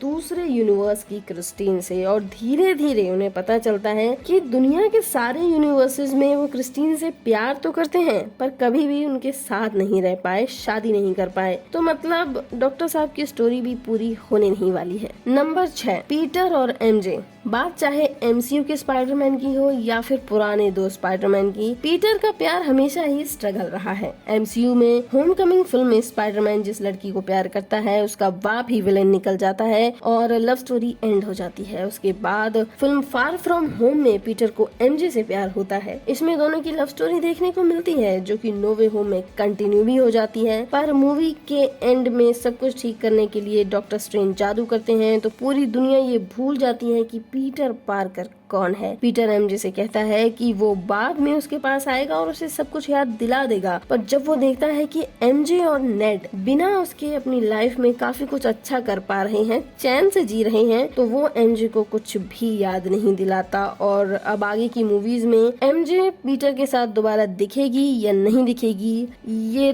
तो मार्वल वाले ही जानते हैं। नंबर 5, पैगी कार्टर और कैप्टन अमेरिका। हाँ जी, स्टीव रॉजर्स। कैप्टन अमेरिका यानी स्टीव रॉजर्स जब काफी पतले दुबले हुआ करते थे, तब वो पैगी कार्टर को काफी पसंद किया करते थे। दोनों में प्यार भी हो जाता है। कैप्टन मिशन पर जाने से पहले पैगी को एक डांस का वादा करते हैं, पर पूरी दुनिया जानती है कि कैप्टन मिशन से वापस लौटे ही नहीं, बर्फ में दफन हो गए। और 70 साल के बाद जब मिले तब उन्हें पता चला कि पैगी तो बूढ़ी हो चुकी है। उन्होंने शादी भी कर ली थी। बाद में कैप्टन ने खुद पैगी की अर्थी को कंधा भी दिया, पर कैप्टन एंड गेम में स्टोन्स रखने टाइम ट्रेवल करके जब वापस पास्ट में गए, तब जाकर उन्हें पैगी से शादी की, ऐसा पता चला। पर वो स्टोरी अभी तक देखने को नहीं मिली। हो सकता है कैप्टन अमेरिका की अगली फिल्म जिसमें हमें स्टीव रॉजर्स देखने को मिलेंगे, उसमें हमें कैप्टन के उस यूनिवर्स की उनकी लव स्टोरी देखने को मिलेगी। पर फिलहाल के लिए इस यूनिवर्स में तो उनकी स्टोरी अधूरी ही रह गई। नंबर 4, कैप्टन और शेरन कार्टर। हाँ जी, कैप्टन ने 70 साल बाद वापसी की तो उनका प्यार, पैगी तो बूढ़ी हो चुकी थी। सिविल वॉर में पैगी की डेथ भी हो गई और इसी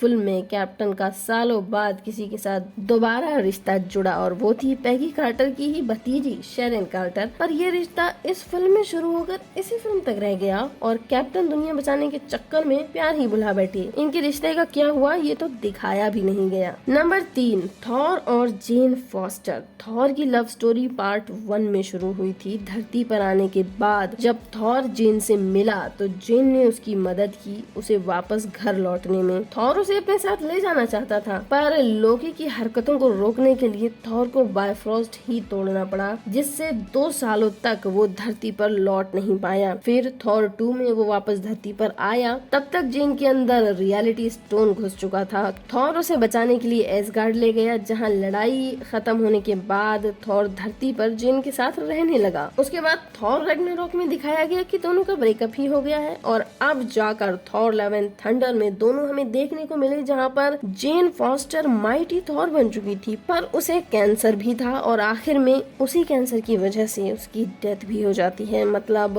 इनकी कहानी भी खत्म हो चुकी है। Number 2, Tony and Pepper. इन दोनों की कहानी आयरन मैन फिल्म से शुरू हुई थी। पेपर सालों तक टोनी के लिए काम करती थी, उसकी पर्सनल असिस्टेंट थी, पर तब तक टोनी का अय्याशीपन जारी था। पर जब वो आयरन मैन बना, जिम्मेदार बना, तो उसे धीरे धीरे पेपर की सही अहमियत पता चली। पेपर एक सीधी सादी लड़की थी, उसे अपने बॉस के साथ रोमांटिक रिलेशनशिप अजीब लगता था, पर फिर भी फिल्म का एंड होते होते दोनों को प्यार हो ही जाता है। आयरन मैन 2 में वो पूरी दुनिया के सामने गर्लफ्रेंड बॉयफ्रेंड बन चुके थे। टोनी ने पेपर को अपनी कंपनी का मालिक बना दिया था। आयरन मैन 3 आते आते पेपर टोनी के साथ रहने लगी और उसे टोनी के आयरन मैन रहना अब पसंद नहीं था। उनकी लड़ाइयाँ होने लगी और आखिर में इन्फिनिटी वॉर में जब ये दोनों शादी करने वाले थे, तब तक थैनोस भैया आ गए। हालांकि टोनी बच गया, उसने पेपर से बाद में शादी की, उनकी एक बेटी मॉर्गन भी हुई। पर सबको पता है थैनोस को मारने के लिए टोनी ने अपना सेक्रीफाइस दे दिया था और पेपर अब अकेली है। ये एमसीयू की सबसे ज्यादा अच्छी लव स्टोरी मानी जाती है, जो कि सालों तक साथ रहे, शादी की, बच्चे भी हुए और अब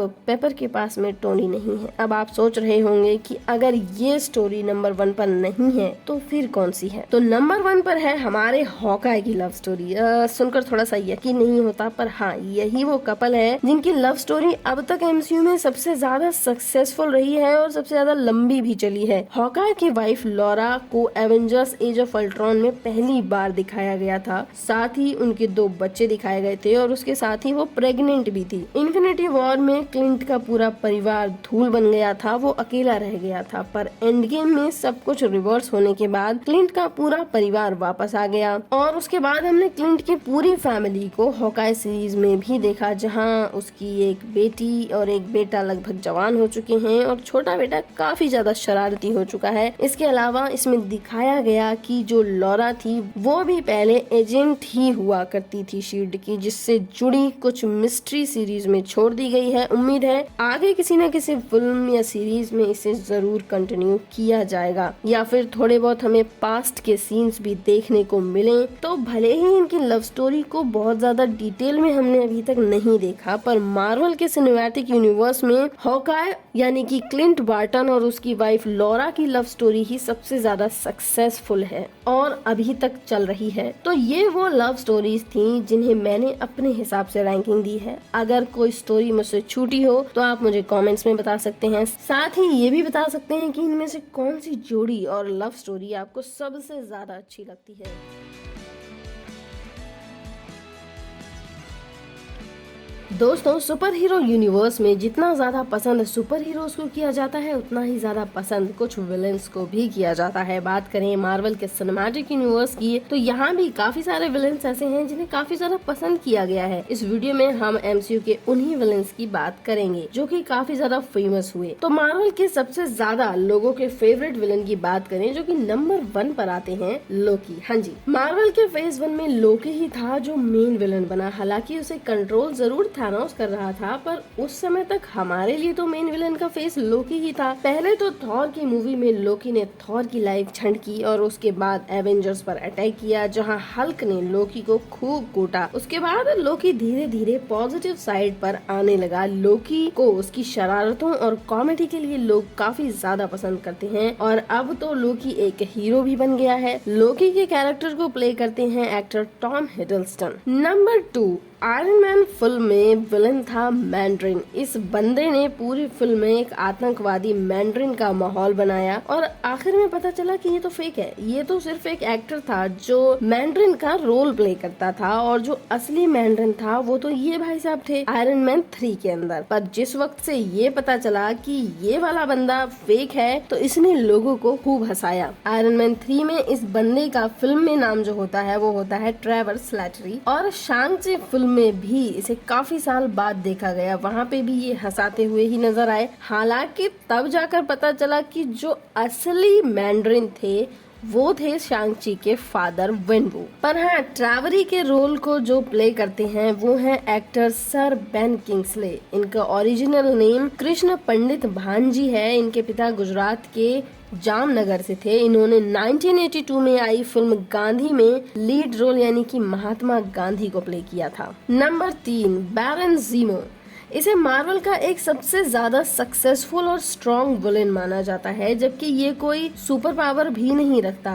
ज़ीमो को पहली बार film Captain America Civil War में देखा गया था, जहां ज़ीमो ने बिना एवेंजर्स के सामने जाए ही उन्हें आपस में लड़वा दिया और वो जो चाहता था उसने किया, सारे एवेंजर्स को तोड़ दिया। पर ये लविंग विलेन बना series the falcon and the winter soldier से। वहाँ लोग इसकी स्मार्टनेस, क्यूटनेस और चालाकी के फैन हो गए और सबसे ज्यादा इसके फेमस ज़ीमो डांस के। पब्लिक डिमांड पर मार्वल ने शूट के टाइम का 1 घंटे का अनकट वर्जन इसके डांस का रिलीज किया। तो समझ सकते हैं कि लोगों को ज़ीमो कितना ज्यादा पसंद है। और सबसे ज्यादा खास बात ये कि ज़ीमो को कोई भी जेल बंद करके नहीं रख सकती। तो उम्मीद है कि हमें ज़ीमो थंडरबोल्ट्स की मूवी में फिर से दिखाई देगा और इस रोल को प्ले करते हैं एक्टर डेनियल ब्रू। नंबर 4, किलमॉन्गर। किलमॉन्गर को हमने ब्लैक पैंथर में देखा। ब्लैक पैंथर का कजिन ब्रदर होता है। फिल्म में ये वकांडा में अपने हक के लिए लड़ता है, उसे हासिल भी कर लेता है, ब्लैक पैंथर को हरा भी देता है, या यूं कहो कि मार ही देता है। हालांकि फाइनल बैटल में ब्लैक पैंथर किलमॉन्गर को हरा देता है, पर किलमॉन्गर लाइफ को चुनने की बजाय मौत को चुनता है।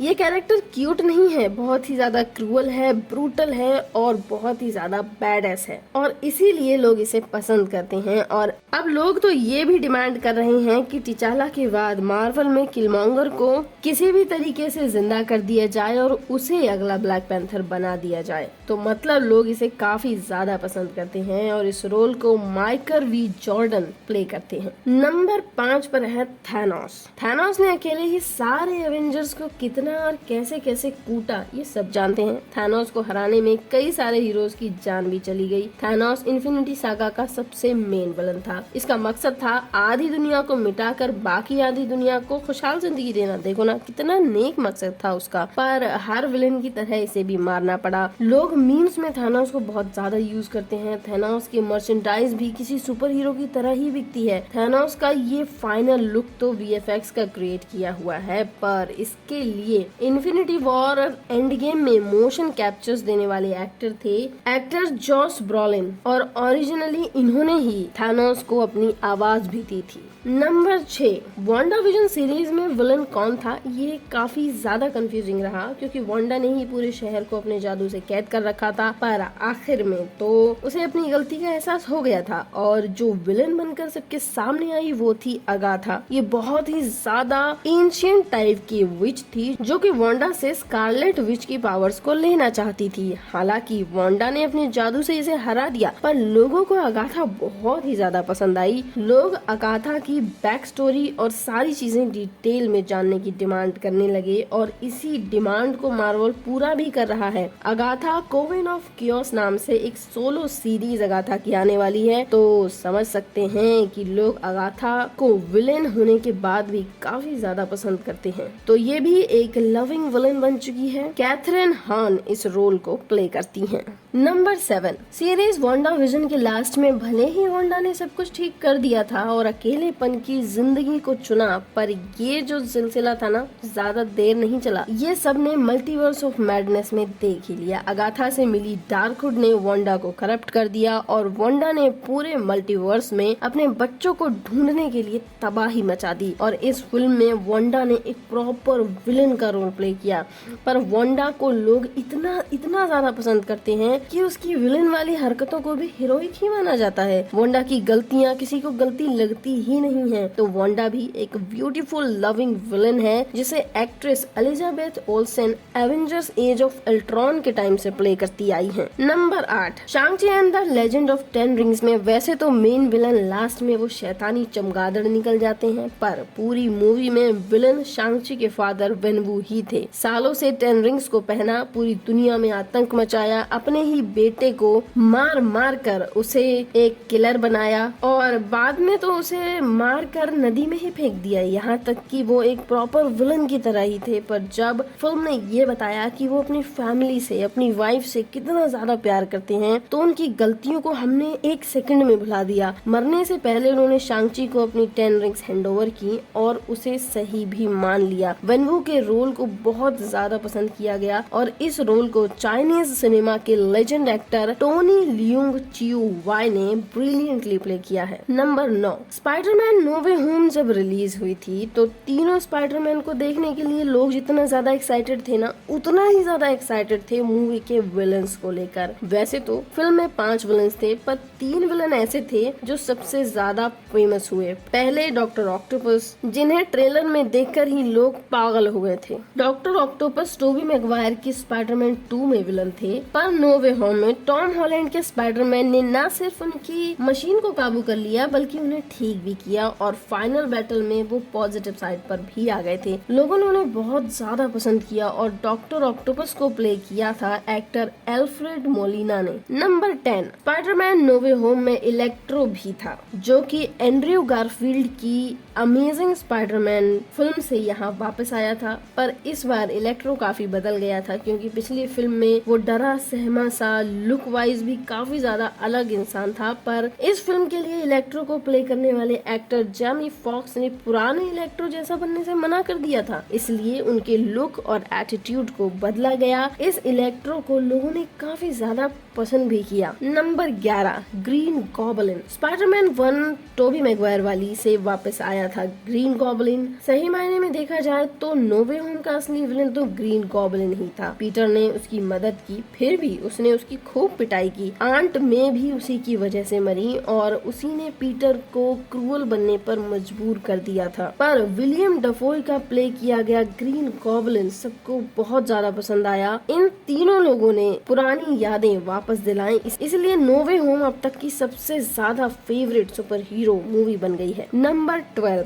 Thor Love and thunder. लोग थॉर से ज्यादा विलेन गॉर को लेकर एक्साइटेड थे, क्योंकि कॉमिक्स में जिस गॉर को दिखाया गया वो लोगों को काफी ज्यादा पसंद है और सबका कहना था कि इस फिल्म का नाम तो थॉर पर होगा पर कहानी गॉर की होगी। पर अफसोस फिल्म ने ऐसा कुछ दिखाया नहीं और गॉर को भी सिर्फ एक ही मूवी में विलेन बनाकर मार दिया। आखिर में तो उसे सुधार भी दिया था, जो लोगों को बिल्कुल पसंद भी नहीं आया। लोग गॉर की स्टोरी को और ज्यादा देखना चाहते थे, तो समझा जा सकता है कि गॉर द गॉड बुचर लोगों को कितना ज्यादा पसंद है। और इस रोल को प्ले कर रहे थे एक्टर क्रिश्चियन बेल, जिनकी परफॉर्मेंस भी लोगों को बहुत बहुत ज्यादा पसंद आई। उम्मीद है किसी भी तरीके से गॉर को दोबारा देखा जा सके। नंबर 13, मार्वल के इस नए मल्टीवर्स सागा का मेन विलन होगा कैंग द कॉन्करर, और ये बात हमें लोकी सीरीज के बाद से ही पता है। नॉर्मली मेन विलन को सागा के स्टार्ट में रिवील नहीं किया जाता, पर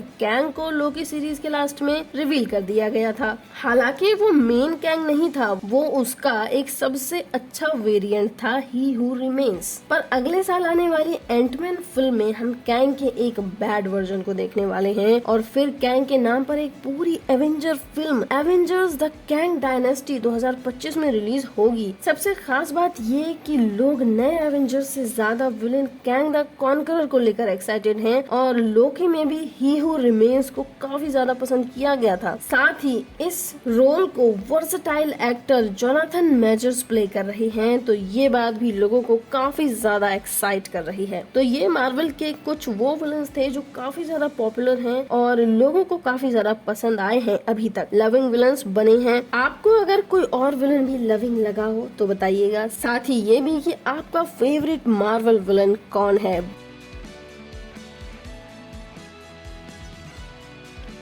दोस्तों, मार्वल के सिनेमैटिक यूनिवर्स में हमने थैनोस जैसा बड़ा विलन देखा है, पर अगर बात करें मार्वल में फीमेल विलन्स की तो शायद ही कोई एक दो नाम आपके दिमाग में आए होंगे। पर ऐसा नहीं है कि मार्वल में फीमेल विलेंस रही नहीं है, पर उनका टेरर हमें ठीक से दिखाया नहीं गया, वो अलग बात है। तो शुरू करते हैं हाल ही में आई सीरीज मिस मार्वल से। मिस मार्वल सीरीज में सबसे बड़ी कमी एक प्रॉपर विलन की ही रही, जबकि इसमें एक नहीं बल्कि दो तरीके से विलन्स को सेट किया गया था, पर एक भी इम्पैक्टफुल नहीं रहा। दोनों ही विलन्स फीमेल थी। पहले बात करें नजमा की, ये कमाला की पर नानी के साथ में रहती है। ये सभी लोग मिलकर कमाला के उस कंगन के जरिए अपनी दुनिया में वापस लौटना चाहते हैं, क्योंकि इन्हें वहाँ से निकाल दिया गया था। पर कमाला की नानी आयशा को यहाँ एक इंसान से प्यार हो जाता है और वो अपना परिवार बना लेती है और अपने साथियों से छिपकर यहाँ रहने लगती है। बाद में नजमा उस कंगन के लिए आयशा को मार देती है और सालों बाद वही कंगन लेने कमाला के पास भी लौटती है। यहाँ तक कहानी अच्छी है, पर फिर जब कंगन से आखिर में वो इस दुनिया का दरवाजा खोलकर दूसरी दुनिया में जाती है, तब कमाला के समझाने पर वो खुद को ही सेक्रीफाइस करके उस गेट को बंद कर देती है और अपनी पावर्स को अपने बेटे को ट्रांसफर कर देती है। पर ये सीरीज का सेकंड लास्ट एपिसोड था। फाइनल एपिसोड में विलन को प्ले करती है सैडी डीवर, जो कि डिपार्टमेंट ऑफ डैमेज कंट्रोल की एजेंट है और कमाला और कामरान को पकड़ना चाहती है। इसके लिए वो किसी भी हद तक जाने को तैयार है और बच्चों पर बड़े बड़े अटैक्स करवाती है, जिसका जवाब बच्चे जुगाड़ू सेफ्टी टेक्निक से देते हैं। तो दोनों ही विलेंस अपना चार्म नहीं दिखा पाई। यहाँ डीओडीसी की एजेंट सैडी डीवर का रोल प्ले किया था अलेशिया रेनर ने, तो वहीं नजमा के रोल को प्ले किया था निर्मा बुचा ने।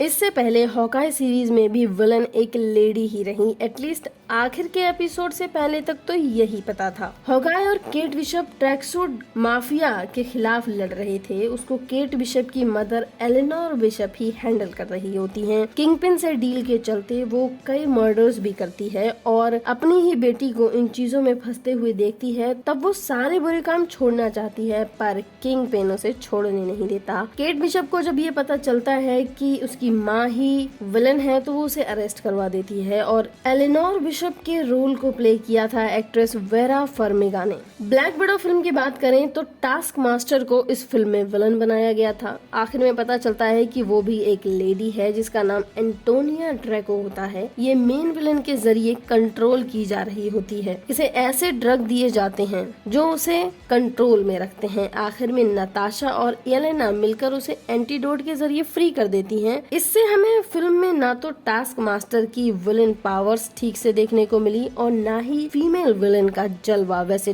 टास्क मास्टर के इस रोल को एक्ट्रेस ओल्गा कुरिलेंको ने प्ले किया था। Series falcon and the winter soldier में मेन विलन लेडीज को ही रखा गया था। पूरी सीरीज के अंदर कार्ली मॉर्गेनथाउ को एक विलन की तरह ही ट्रीट किया गया। वो सुपर सीरम ले चुकी एक सुपर ह्यूमन होती है, टीम की लीडर होती है, वो लोगों के हक के लिए लड़ रही होती है, लेकिन गलत तरीके से लास्ट में उसकी डेथ हो जाती है। ये रोल एरिन कैलिमोन ने प्ले किया था, पर सीरीज के बिल्कुल एंड में पता चलता है कि इस पूरे कांड के पीछे तो फाल्कन और बकी की दोस्त शेरन कार्टर ही है। हाँ जी, शेरन कार्टर, वही जिसका सिविल वॉर मूवी में कैप्टन स्टीव रॉजर्स के साथ में चक्कर चलता है। उसने कैप्टन की मदद की थी, पर सिविल वॉर के एंड में कैप्टन की मदद करने वालों को या तो भागना पड़ा था या फिर जेल जाना पड़ा था। फिर थैनोस आ गया, कुछ लोग ब्लिप हो गए, ऐसे में शेरन भगोड़ी ही बनी रही। अमेरिका ने उसे माफ नहीं किया। बाकी सुपर हीरोज को तो अपना लिया गया, पर एवेंजर्स तो छोड़ो, कैप्टन ने भी शेरन को याद नहीं किया। बस इसी खुन्नस में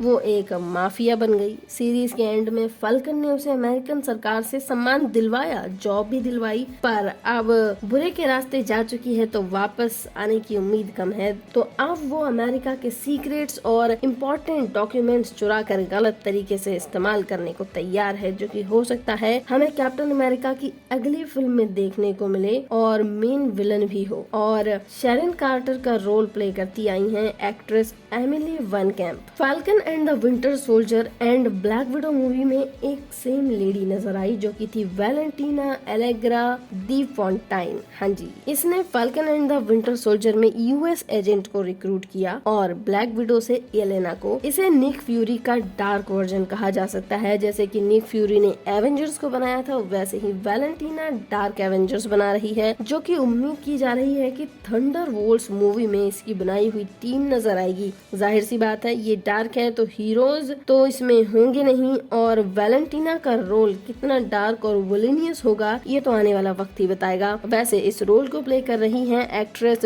जूलिया लुइस ड्रेफ्यूज। एंटमैन की दूसरी film Ant Man and the Wasp में वैसे तो ऐसा कोई भी बड़ा और सीरियस विलन नहीं था, मजाक मजाक में पूरी फिल्म निकल गई, क्लाइमैक्स भी वैसे ही हुआ। पर फिल्म में जिस कैरेक्टर ने थोड़ा सा डर और टेंशन का माहौल बनाया वो थी एवा। ये क्वांटम पावर की वजह से बहुत ज्यादा पावरफुल तो हो गई थी, पर साथ ही तकलीफ में भी थी। पर इसे होप की मदर जेनेट ने अपनी क्वांटम पावर से ठीक कर दिया और ये पॉजिटिव साइड पर आ गई थी। ये कोई मेन विलन तो नहीं थी, पर मूवी में टेंशन का जो थोड़ा बहुत माहौल बनाया था ना, वो एवा के रोल ने ही बनाया। और इस रोल को एक्ट्रेस हाना जॉन कैमन ने प्ले किया। लोकी सीरीज में एंड तक सस्पेंस बना रहा कि विलेन आखिरकार कौन है, जो कि लास्ट में कैंग निकला। पर पूरी सीरीज में जिसने विलेन को प्ले किया वो थी रेवोना रेंसलेयर। ये टीवीए की जज थी, जो कि मल्टीवर्स के रूल तोड़ने वालों को सजा दिया करती थी, और लोकी के फीमेल वेरिएंट सिल्वी से तो इसकी खास दुश्मनी थी। इसी ने पूरे टीवीए का चार्ज संभाल रखा था और एक अच्छे विलेन को प्ले किया, जो कि शातिर और चालबाज थी। सब जानते हैं कि लोकी सीरीज में किसी भी विलेन का एंड नहीं था, बल्कि सभी को एक नई शुरुआत मिली। अब देखना ये होगा कि रेवोना का कैरेक्टर आगे किस तरीके से दिखाया जाएगा। खैर, इस रोल को एक्ट्रेस गुगु मवाथा रॉ ने प्ले किया था। थॉर रैग्नारॉक में पहली बार मार्वल ने किसी बड़ी फीमेल विलन को दिखाया था, जो की थी हेला, जो की बहुत ही खतरनाक और क्रूअल थी। बात बात पर लोगों को मारती थी। अपने एसगार्ड के ही सारे सिपाहियों को इसने मार दिया, थॉर का हथौड़ा तोड़ दिया, उसकी आंख फोड़ दी, उससे एसगार्ड छीन दिया। और हेला को हराना तो थॉर के बस का था ही नहीं, इसीलिए सर्टर को जिंदा करके हेला को मरवाना पड़ा। साथ ही पूरा का पूरा एसगार्ड भी तबाह हो गया। पर अभी भी बहुत से लोगों की ये थ्योरी है कि हेला मरी नहीं, जिंदा होगी, और ये बात किसी को पता नहीं है, क्योंकि हेला मौत की देवी है। पर जो भी हो, हेला को देखकर टेरर का माहौल तो बना ही था, और हेला को प्ले किया था एक्ट्रेस केट ब्लैंचेट ने। अगाथा ने वांडा विजन में एक बेहतरीन तरीके से विलन को प्ले किया और वांडा को कड़ी टक्कर दी थी। उसी ने वांडा को असल में उसकी पावर्स का एहसास दिलाया था और अनजाने में ही सही ये बताया था कि जादुई मंत्रों का मतलब क्या होता है, उन्हें कैसे यूज करते हैं। और वांडा को डार्क हुड भी अगाथा से ही मिली थी। अगाथा वांडा की पावर्स चाहती थी, वो तो उसे नहीं मिली, पर वो लोगों को इतना ज्यादा पसंद आई कि उसकी एक सोलो सीरीज उसे जरूर मिल गई। अगाथा के रोल को एक्ट्रेस कैथरीन हॉर्न ने प्ले किया था। मार्वल की वो विलन जो थानोस को भी अकेले हराने का दम रखती थी, वो है वांडा। हालांकि स्क्रिप्ट के चलते उसे ये मौका नहीं मिल सका, पर वो क्या क्या कर सकती है ये हमने मल्टीवर्स ऑफ मैडनेस में अच्छे से देखा। अकेले ही सेकेंड्स में इल्यूमिनाटीज को स्वर्ग के द्वार दिखा दिए, जबकि फिल्म में वांडा का फुल फ्लेज्ड वर्जन भी नहीं था। मतलब अभी तक जो भी विलेंस हमने देखे वो वांडा के आगे कुछ भी नहीं थे। उम्मीद है आने वाले टाइम में वांडा की फुल पावर हमें देखने को मिलेगी तो मजा ही आ जाएगा। तो ये थी मार्वल्स की फीमेल विलेंस। कोई और भी अगर आपके दिमाग में है तो बताइएगा जरूर। वैसे इनमें से आपको सबसे अच्छी और प्यारी विलेन कौन लगती है कमेंट्स में जरूर बताइएगा। वीडियो अच्छी लगी हो तो लाइक कीजिएगा, चैनल को सब्सक्राइब कीजिएगा।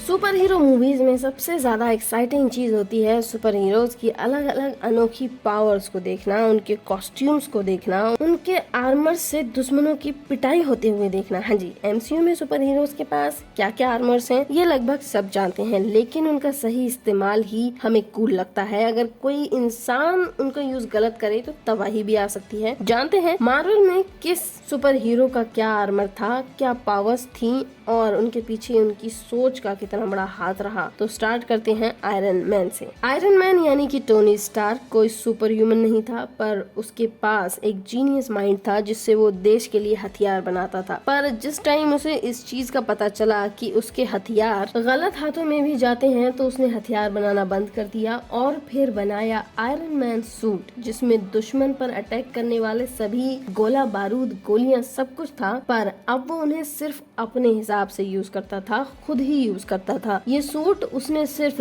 2 ही लोगों के लिए और बनाया, वो था उसका दोस्त कर्नल रोड्स यानी कि वॉर मशीन या फिर उसकी वाइफ पेपर। इन सूट्स का सूट अप हमें सबसे ज्यादा एक्साइटिंग पार्ट लगता था। अफसोस कि ये हम और नहीं देख पाएंगे। थॉर मूवी में हमने देखा था कि थॉर का हथौड़ा म्योनिर ही उसकी पावर का सोर्स है। अगर थॉर वर्दी है तभी उसे उठा पाएगा, वो उसे उड़ा सकता था, बिजली की पावर देता था और थॉर चाहे तो दुनिया में कहीं भी हो उसके बुलाने पर उसके पास फटाक से पहुंच जाता है। पर थॉर रैग्नारोक में जब हेला ने म्योनिर को तोड़ दिया तो सबको लगा अरे अब थॉर करेगा क्या, पर थॉर ने तब जाकर अपनी असली पावर बिजली को समन किया। आखिर वो गॉड ऑफ थंडर है। और फिर इन्फिनिटी वॉर में उसे मिला स्टॉर्म ब्रेकर। इसे उठाने के लिए किसी का वर्दी होना तो जरूरी नहीं, पर फिर भी हर कोई इसे उठा नहीं सकता क्योंकि बहुत भारी होता है। और अब लव एंड थंडर में उसी स्टॉर्म ब्रेकर को नाव पर बांधकर थॉर ने जो बायफ्रोस्ट बनाकर पूरे ब्रह्मांड का चक्कर काटा है ना, कमाल। तो मतलब ये है कि स्टॉर्म ब्रेकर बायफ्रोस्ट को भी खोल सकता है, पर अगर ये गलत हाथों में जाए तो क्या करेगा ये हमने इसी फिल्म में देखा जब वो गॉर के हाथों में लग जाता है। कैप्टन अमेरिका की शील्ड एमसीयू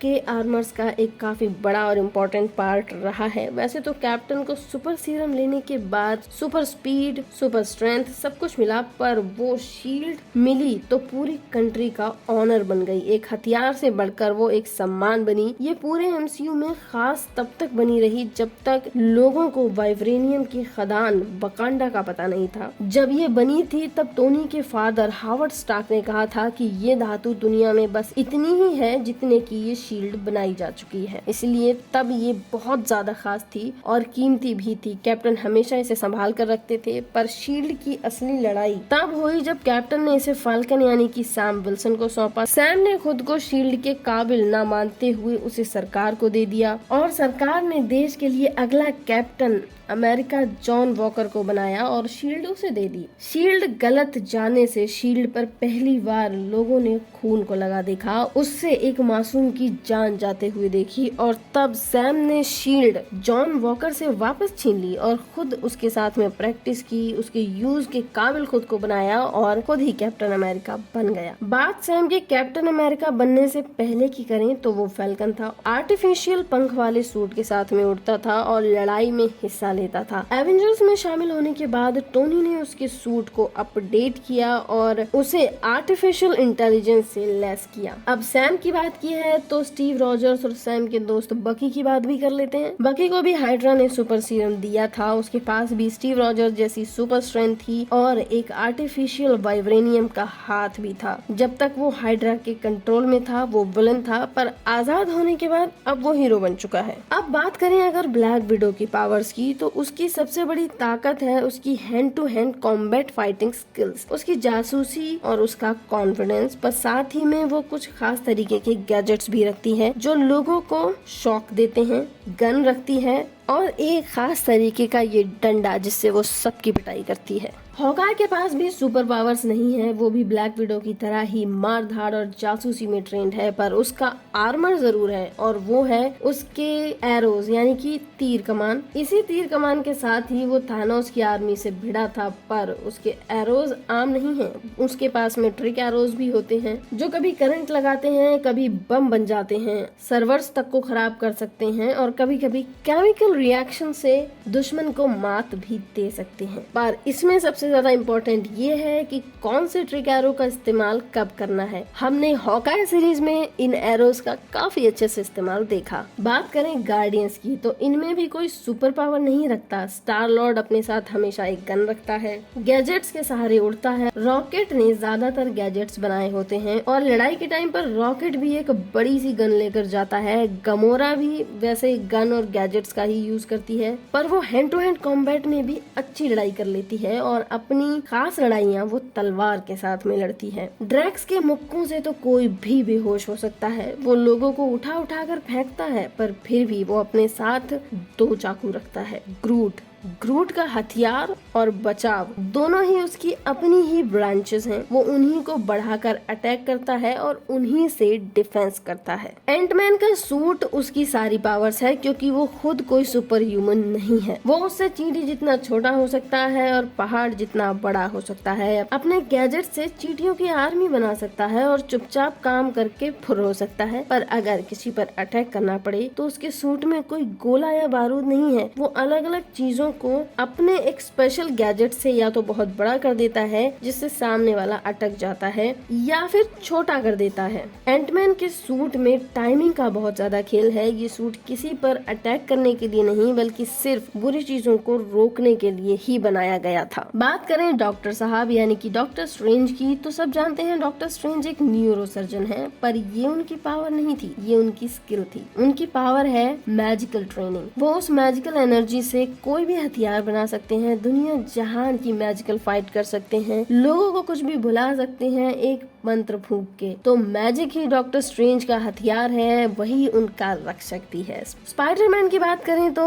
हमें उसकी वेब्स ही उसकी पावर नजर आती है, पर एमसीयू में स्पाइडरमैन की वेब्स का फ्लूइड लैब में बनाया जाता है। बात करें उसके सूट की तो उसका सूट अब तक उसके लिए टोनी स्टार्क डिजाइन करता था, जिसमें दुनिया जहान के फीचर्स थे और वो उसकी काफी ज्यादा हेल्प करते थे, पर अब वो सूट उसके पास नहीं है तो उसकी पावर्स क्या बची। सबसे पहले उसका जीनियस दिमाग, फिर उसकी सुपर स्ट्रेंथ, उसकी स्पाइडी सेंसेस जो उसकी सबसे बड़ी पावर है और यही उसे असल में स्पाइडरमैन बनाती है। ब्लैक पैंथर के देश वकांडा में सबसे एडवांस टेक्नोलॉजी है, बेहिसाब वाइब्रेनियम है जिससे वो हर जरूरी हथियार बनाते हैं, पर ब्लैक पैंथर अपने साथ कोई खास हथियार नहीं रखता अपने तेज पंजों के अलावा, पर उसका सूट उसकी पावर है, वो उसे हमले से बचाता है क्योंकि वो वाइब्रेनियम से बना है। उसके अंदर एक और खास पावर है और वो है उसकी खास जड़ी बूटी जो उसे सुपर स्ट्रेंथ देती है, साथ ही उसकी ट्रेनिंग जो उसे लड़ाई में मदद करती है। कैप्टन मार्वल को अब सबसे ज्यादा पावरफुल एवेंजर्स में गिना जाता है। उसे किसी भी सूट की, हथियार की कोई जरूरत नहीं है क्योंकि वो खुद ही हथियार है, पावर का सोर्स है। स्पेस स्टोन की पावर कैप्टन मार्वल के शरीर में समाई हुई है और वो अपनी एनर्जी से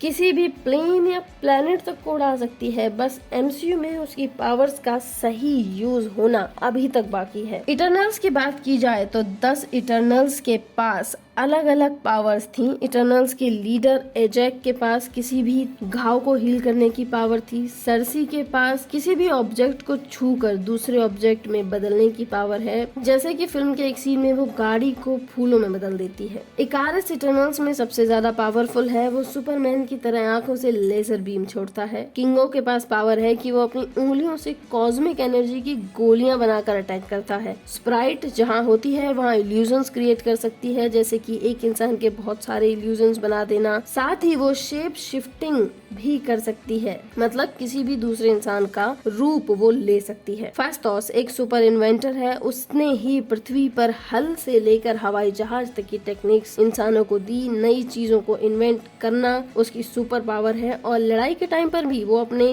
गैजेट्स का ही यूज करता है। मकारी सिंपली एक सुपर ह्यूमन स्पीड है उसके पास। वो सेकंड्स में पूरी दुनिया का चक्कर काट सकती है। ड्रूएक के पास माइंड मैनिपुलेटिव पावर्स हैं। वो लोगों के दिमाग को पढ़ सकता है, उनसे जो चाहे करवाने पर मजबूर कर सकता है। गिलगमेश के पास वो पावर्स हैं जो किसी भी पहलवान के पास होती हैं और इटर्नल्स का सुपर पहलवान है वो। इसके एक मौके से बंदा प्लेनेट के बाहर जाकर भी गिर सकता है। थीना जो कि इटर्नल्स की वॉर लीडर है, वो लड़ाई के हर पैतरे को जानती है। इससे कोई भी हथियार नहीं चाहिए क्योंकि ये अपनी कॉस्मिक एनर्जी से किसी भी हथियार को फॉर्म कर सकती है और बड़े से बड़े युद्ध को अकेले लड़कर जीत सकती है। अब बात करते हैं लोकी की। वैसे तो लड़ाई और मारधाड़ से लोकी दूर ही रहता है क्योंकि उसका काम वैसे तो शरारतें करना है, लोगों को धोखा देकर हराना है और वेपन के नाम पर वो अपने साथ एक छड़ी रखा करता था, साथ ही एक खंजर भी। लोकी सीरीज में सिर्फ यही एक खंजर उसके पास में हथियार बन के रहा। वांडा के पावर्स काफी ज्यादा खतरनाक हैं। वैसे तो उसकी पावर्स मैजिक और एनर्जी से हैं, पर डार्कहुड के मंत्र जानने के बाद वो एक प्रॉपर स्कारलेट विच बन चुकी है और उसकी पावर अब अनस्टॉपेबल हो गई है। वो अपनी इच्छा से पूरे के पूरे शहर को इल्यूजन में कैद कर सकती है। ये हमने वांडा विजन में देखा ही और मल्टीवर्स में जो तबाही उसने फैलाई वो तो हम सब जानते हैं। पर जब एवेंजर्स के साथ रहकर वो पावर्स का सही यूज करती थी तब तक सब कुछ सही था। मल्टीवर्स ऑफ मैडनेस में ही हमने एक और नई कैरेक्टर अमेरिका चैवेज को देखा जो कि मुक्के मारकर मल्टीवर्स के दरवाजे खोल सकती है। उसकी ये पावर्स कैसे आई ये नहीं बताया गया। शांग-ची के हथियार अब वो 10 रिंग्स बन चुके हैं जो उसके फादर से उसे मिले हैं। इनकी पावर्स से उनके फादर ने कई हजार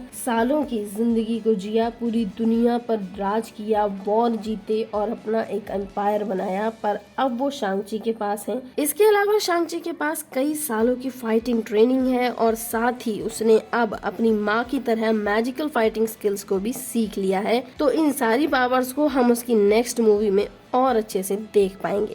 वहीं बात करते हैं मून नाइट की, तो उसके पास कोई सुपर पावर नहीं है। वो एक हत्यारा होता है, तो मार धाड़ करना उसका काम है, पर उसे सुपर पावर्स मिलती हैं इजिप्शियन गॉड खोंशू का अवतार बनने के बाद। खोंशू के जरिए उसे एक सूट मिलता है जो उसे सुपर स्ट्रेंथ देता है। उसके किसी भी घाव को ठीक कर सकता है, वो चाहे मर ही क्यों ना रहा हो वो जिंदा हो जाएगा। और बात करें उसकी वाइफ लाइला की, जो कि एंड में टॉरेट नाम की एक देवी की अवतार बन जाती है, जिससे उसे उड़ने की पावर्स मिल सकती हैं, सुपर स्ट्रेंथ मिलती है और वो बनती है Scarlet Scarab. Miss Marvel Kamala Khan को उसकी पावर्स उसके परनानी के कड़े से मिली, पर बाद में पता चला कि कमाला एक म्यूटेंट है और उस कड़े ने सिर्फ उसकी पावर्स को एक्टिवेट किया था। पर ऐसा नहीं है कि उस कड़े की कोई पावर ही नहीं है, क्योंकि मिस मार्वल के पोस्ट क्रेडिट सीन में हमने देखा कि कमाला के उस कड़े से ही वो कहीं टेलीपोर्ट हो गई और उसकी जगह पर कैप्टन मार्वल आ गई। क्या माजरा है ये तो हमें नेक्स्ट फिल्म द मार्वल्स में ही पता चलेगा, क्योंकि कमाला के पावर्स के नाम पर अभी तक हमें सिर्फ कॉस्मिक शील्ड बनाना ही दिखाया गया है। और आखिर में बात करते हैं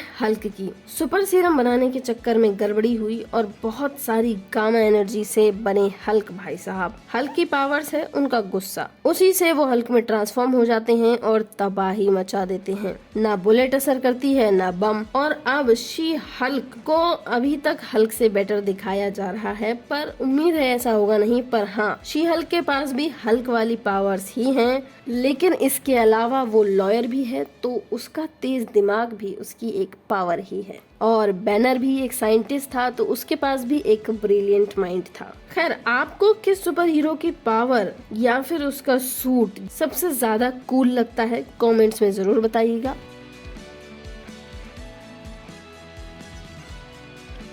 तो दोस्तों, मार्वल की मूवीज में हम सुपर हीरोज को उनकी पावर्स के लिए पसंद करते हैं, कौन एक्टर उस रोल को प्ले करता है इसलिए भी पसंद करते हैं। पर अगर हम उन मूवीज को इंग्लिश में ना देखकर अगर किसी रीजनल लैंग्वेज में देखते हैं, तो किसी भी हीरो को पसंद करने के लिए उस हीरो के डबिंग आर्टिस्ट को एक बहुत बड़ा क्रेडिट जाता है, क्योंकि वो उनकी आवाज और डायलॉग डिलीवरी ही होती है जो हमें उस सुपर हीरो का फैन बना देती है। तो आज MCU के काफी सारे इम्पोर्टेंट कैरेक्टर्स और उनके डबिंग आर्टिस्ट्स की बात करेंगे। तो शुरुआत करते हैं एकदम शुरुआत से, यानी कि आयरन मैन से। तो आयरन मैन यानी कि टोनी स्टार्क को हिंदी में डब करते हैं बॉलीवुड एक्टर राजेश खट्टर, और ये उन्हीं के टैलेंट का जादू है कि हिंदी में आयरन मैन की फिल्म देखने वाले उसके असली स्टाइल के फैन हो जाते हैं। राजेश खट्टर जी ही जॉनी डेप के जैक स्पैरो को भी डब करते हैं। बात अगर थॉर की करें, तो थॉर के लिए हिंदी में डब करते हैं एक्टर गौरव चोपड़ा, जिन्हें सीरियल साडा हक और उतरन शोज में देखा गया। थॉर की बात की ही है तो लगे हाथ लोकी की भी बात कर ही लेते हैं। लोकी को हिंदी में डब करते हैं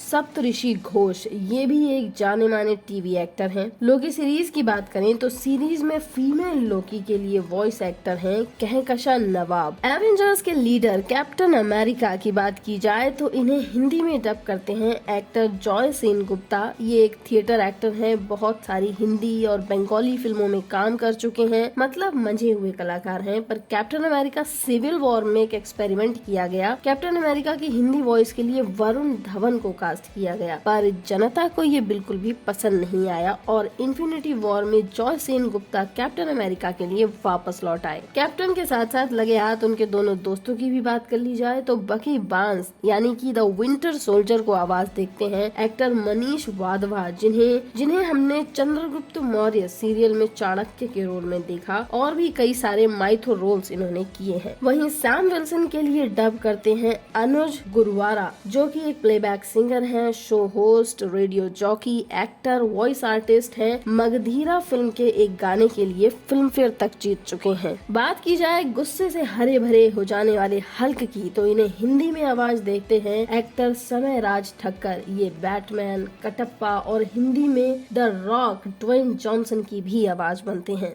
एवेंजर्स के तीरंदाज हॉकाई की बात करें तो इसे सिविल वॉर मूवी तक आवाज देते थे एक्टर और वॉइस आर्टिस्ट दीपक सिन्हा, पर एंड गेम के बाद हॉकाई क्लिंट बार्टन को आवाज देते हैं संकेत मात्रे, जो बहुत सारे anime shows, Hollywood movies, south movies में आवाज देते हैं, और साथ ही हिंदी में वो अल्लू अर्जुन की भी आवाज बनते हैं। ओरिजिनल 6 एवेंजर्स में से एक ब्लैक विडो को आवाज देती हैं नेश्मा चेम्बुरकर, ये भी एक एक्ट्रेस है। ओरिजिनल एवेंजर्स को बनाने वाले थे शील्ड के कर्ता धर्ता निक फ्यूरी, और निक फ्यूरी को हिंदी में डब करते हैं फेमस फिल्म और TV actor Shakti Singh. South के फिल्मों में तो इनकी आवाज सुनना जैसे कि एक रेगुलर बात है। हीरोज की बात तो कर ली, अब बात करते हैं एक विलन की, क्योंकि विलन की आवाज दमदार ना हो तो मजा ही नहीं आता। एवेंजर्स एज ऑफ अल्ट्रॉन में अल्ट्रॉन की आवाज बने थे शैलेंद्र पांडे, ये भी एक थिएटर और फिल्म एक्टर रहे हैं। अल्ट्रॉन को ग्राफिक से बनाया गया था, ऐसे में इनकी आवाज ने ही उसे एक डरावना विलन साबित किया। अब बात करते हैं गार्डियंस ऑफ द गैलेक्सी के कैरेक्टर्स की, तो सबसे पहले आता है स्टार लॉर्ड यानी कि पीटर क्विल। तो इन्हें पहले एक्टर विराज आधव ने डब किया, पर फिर सेकंड फिल्म में स्टार लॉर्ड को रोहित रॉय ने डब किया। ये भी एक्टर हैं और रोनित रॉय के छोटे भाई हैं। गार्डियंस की हीरोइन गमोरा के कैरेक्टर की बात करें तो इसे डब किया है एक बड़ी डबिंग स्टार और एक्ट्रेस मोना घोष शेट्टी ने।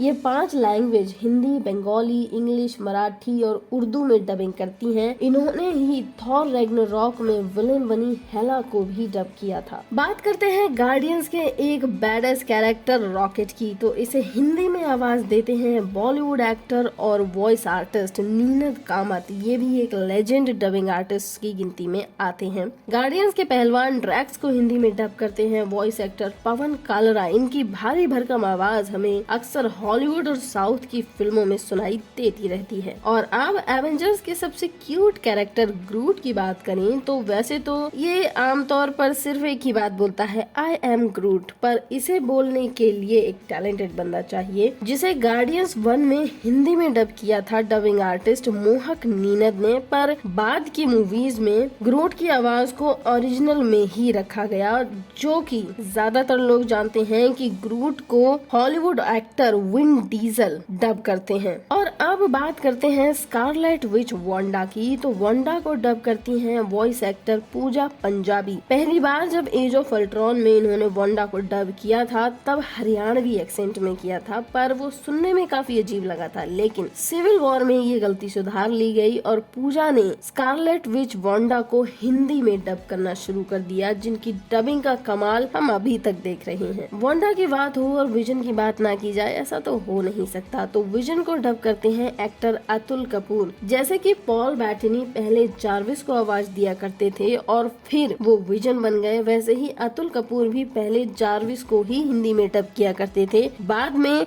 ये विजन को डब करने लगे। एवेंजर्स को एंड गेम में दुनिया को रिस्टोर करने का आइडिया देने वाले एंटमैन यानी कि स्कॉट लैंग की बात करें तो इन्हें हिंदी में डब करते हैं एक्टर साहिल वैद। ये हम्प्टी शर्मा की दुल्हनिया, बद्रीनाथ की दुल्हनिया और कुली नंबर 1 जैसी फिल्मों में कई सारे सपोर्टिंग रोल करते रहे हैं। वहीं एंटमैन की पार्टनर होप यानी वास्प के लिए डब करती हैं एक्ट्रेस मालविका शिवपुरी। इन्होंने क्योंकि सास भी कभी बहू थी, कहानी घर घर की और विरासत जैसे फेमस टीवी सीरियल्स में काम किया है। वकांडा के राजा ब्लैक पैंथर टिचाला, इन्हें अब तक 2 लोगों ने हिंदी में आवाज दी है। सिविल वॉर मूवी में जब ब्लैक पैंथर को इंट्रोड्यूस किया गया था तब एक्टर सुमित कौल ने इन्हें आवाज दी थी।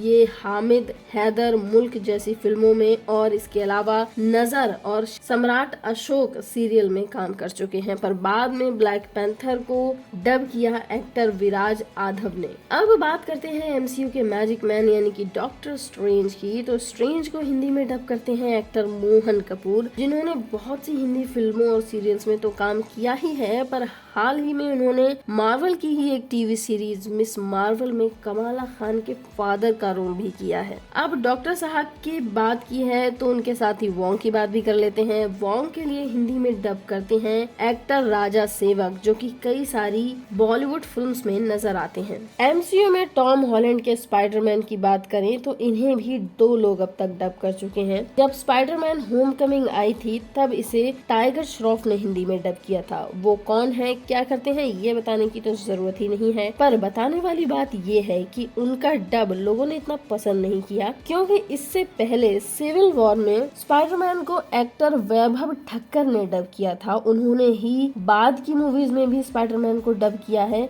वैभव एक यंग एक्टर हैं, उन्होंने कोटा फैक्ट्री, पलक पे झलक, पवन और पूजन जैसे शोज और मूवीज में काम किया है और बहुत सारी एनिमेशन मूवीज को भी वो डब करते हैं। स्पाइडरमैन के दोस्त नेड के लिए एक्टर प्रसाद बारवे डब करते हैं, जो कि हमें कई सारी comedy TV shows like Mrs Pammi Pyarelal और फिल्म बॉबी जासूस में भी नजर आए थे। वहीं स्पाइडरमैन की गर्लफ्रेंड एमजे के लिए हिंदी में डब करती हैं वॉइस ओवर इंडस्ट्री की राइजिंग आर्टिस्ट शैली दुबे। और बात अगर की जाए नोवे होम की तो उसी में हमारे टोबी मैगवायर और एंड्रयू गारफील्ड के स्पाइडरमैन भी थे। तो टोबी मैगवायर के स्पाइडरमैन को आवाज दी थी विराज आधव ने। इन्होंने ही टोबी के स्पाइडरमैन की मूवीज स्पाइडरमैन 1, 2 और 3 में भी उन्हें आवाज दी थी और उसके बाद फिर एंड्रयू गारफील्ड की द अमेजिंग स्पाइडरमैन 1 और 2 में भी इन्होंने स्पाइडरमैन को डब किया। पर क्योंकि अब तीनों स्पाइडरमैन एक साथ थे तो आवाज अलग होना तो जरूरी था, इसीलिए नोवे होम में एंड्रयू को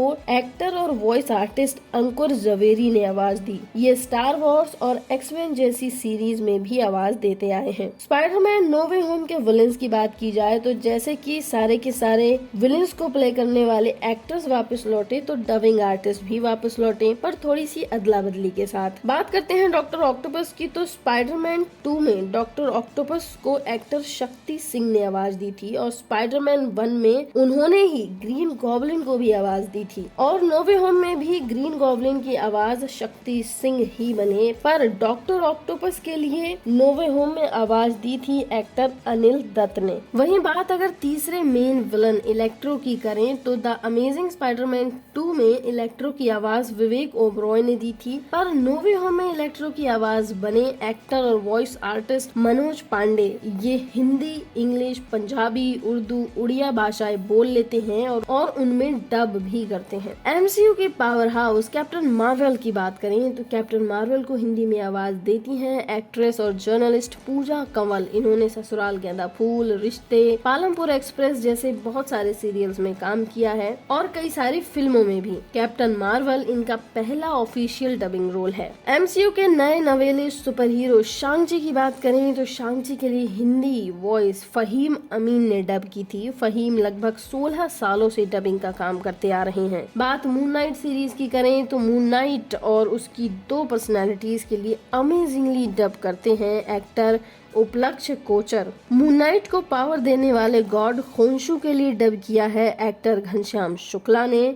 वहीं मून नाइट के विलन आर्थर हैरो के लिए हिंदी आवाज दी एक्टर आदित्य राज शर्मा ने। और बात अगर मून नाइट की वाइफ लायला की करें तो लायला को आवाज दी है एक्ट्रेस, सिंगर, कॉमेडियन, होस्ट प्रिया रैना ने। ये बहुत सारे कॉमेडी टीवी शोज, सीरियल्स और कुछ फिल्म्स में भी काम कर चुकी हैं। हॉकाई के एमसीयू में नई दावेदार है केट बिशप और सीरीज हॉकाई में जहां क्लिंट बार्टन को संकेत मात्रे ने डब किया है, वहीं केट बिशप को वॉइस ओवर आर्टिस्ट शिल्पी पांडे ने डब किया था। स्पाइडरमैन के ही एक और विलन वेनम की बात की जाए तो जो वेनम की मूवीज आई हैं उनमें वेनम को आवाज देते हैं एक्टर चैतन्य अदीब, जो कि बालिका वधू जैसे बहुत सारे टीवी शोज और फिल्म्स में काम कर चुके हैं और मार्वल के ही बाकी कई सारे कैरेक्टर्स को भी डब कर चुके हैं। अब बात करते हैं मार्वल के अब तक के सबसे बड़े विलन रहे थैनोस की। तो थैनोस को हिंदी में डब करते हैं बॉलीवुड एक्टर और सिंगर नीनद कामत। इन्होंने इन्फिनिटी वॉर और एंड गेम में थैनोस को दमदार आवाज दी है। साथ ही इन्हीं 2 फिल्मों में उन्होंने रॉकेट को भी हिंदी में डब किया है। पहचानना काफी मुश्किल है ना। और अगर इनके फिल्मों की लिस्ट देखी जाए तो वो काफी ज्यादा लंबी है, डबिंग की भी और एक्टिंग की भी। एक और फेवरेट सुपर हीरो की बात करें तो वो है डेडपूल। और सब जानते हैं कि डेडपूल कितना फेमस है और उतने ही फेमस हैं डेडपूल को डब करने वाले आर्टिस्ट संकेत महात्रे। हाँ जी, डेडपूल 1 में इन्होंने ही डेडपूल यानी कि रायन रेनॉल्ड्स को आवाज दी थी और इसमें जो टैक्सी ड्राइवर बने थे धुपिंदर, इनको आवाज दी थी एक और फेमस आर्टिस्ट राजेश कावा ने। दोनों की ही हिंदी डबिंग के लिए भर भर कर एप्रिसिएशन इन्हें जनता से मिला। अब मैं इन दोनों की बात इसलिए कर रही हूँ क्योंकि ये दोनों रोल काफी ज्यादा पसंद किए गए थे डेडपूल 1 में। तो डेडपूल 2 में एक एक्सपेरिमेंट किया गया। इन दोनों ही आर्टिस्ट की तरह 2 बड़े फेमस सेलिब्रिटीज को लिया गया, जिसमें धुपिंदर के हिंदी डब के लिए बीबी की वाइन्स वाले भुवन बाम को लिया गया और डेडपूल की आवाज के लिए लिया गया रणवीर सिंह को। और दोनों का ही जो डब था वो लोगों को पसंद नहीं आया क्योंकि उससे पहले वो डेडपूल 1 में जो आवाजें सुन चुके थे वो वही सुनना चाहते थे। भुवन ने तो खुद ये कहा कि हॉलीवुड मूवीज के डब के लिए एक प्रोफेशनल वॉइस आर्टिस्ट की ही जरूरत होती है, हमारे बस का नहीं है। लोग डिमांड करने लगे कि डेडपूल को दोबारा से संकेत मात्रे की आवाज में रीडब किया जाए। वैसे भी रायन रेनॉल्ड्स की हिंदी आवाज अक्सर संकेत मात्रे ही देते हैं। लोगों को उन्हीं की आवाज रायन रेनॉल्ड्स पर अच्छी लगती है। पर एक और फिल्म आई थी कुछ टाइम पहले, फ्री गाय। इसका मार्वल से तो कोई मतलब नहीं था, पर मार्वल के ईस्टर एग्स इसमें भर भर कर थे। इस फिल्म के लिए भी संकेत मात्रे को नहीं लिया गया था। आवाज सुनकर काफी लोग कंफ्यूज थे कि ये शायद ऋतिक रोशन है, पर असल में इसे डब किया था एक्टर नकुल मेहता ने, जो कि काफी फेमस और काफी अच्छे एक्टर हैं। मुझे उनकी आवाज भी फ्री गाय में काफी अच्छी लगी, पर संकेत महात्रे को ही लोग चाहते हैं क्योंकि वो उसके आदी हो चुके हैं। वैसे आपको फ्री गाय में नकुल मेहता की आवाज कैसी लगी बताइएगा जरूर। तो यहाँ मैंने कुछ बहुत ही फेमस और खास कैरेक्टर्स के डबिंग आर्टिस्ट को ही शामिल किया है क्योंकि हर एक कैरेक्टर के बारे में अगर वीडियो बनाया गया तो 8-10 घंटे की तो बन ही जाएगी और वो काम भी काफी ज्यादा मुश्किल हो जाएगा। तो जो भी इंफॉर्मेशन मुझे मिली मैंने उसे कलेक्ट करके ये वीडियो आप तक पहुँचा दी है। पर अगर आप इसमें कुछ ऐड करना चाहते हैं तो कॉमेंट्स में बता सकते हैं।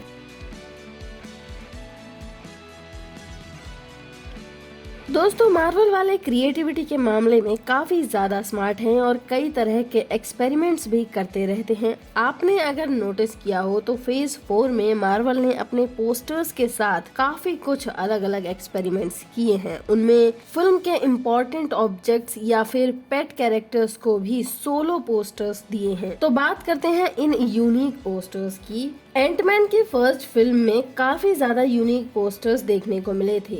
एंटमैन एवेंजर्स के साथ यूनिक तरह से नजर आया था। कैप्टन की शील्ड पर, आयरन मैन के कंधे पर, थॉर के हैमर पर, विजन की उंगली, हल्क के हाथ पर और नताशा के पर एंटमैन एंड द वास्प में भी ऐसे ही कुछ और यूनिक पोस्टर्स देखने को मिले, जिसमें एक वो चींटी के साइज में सिक्के के पीछे छिपते हुए दिखे।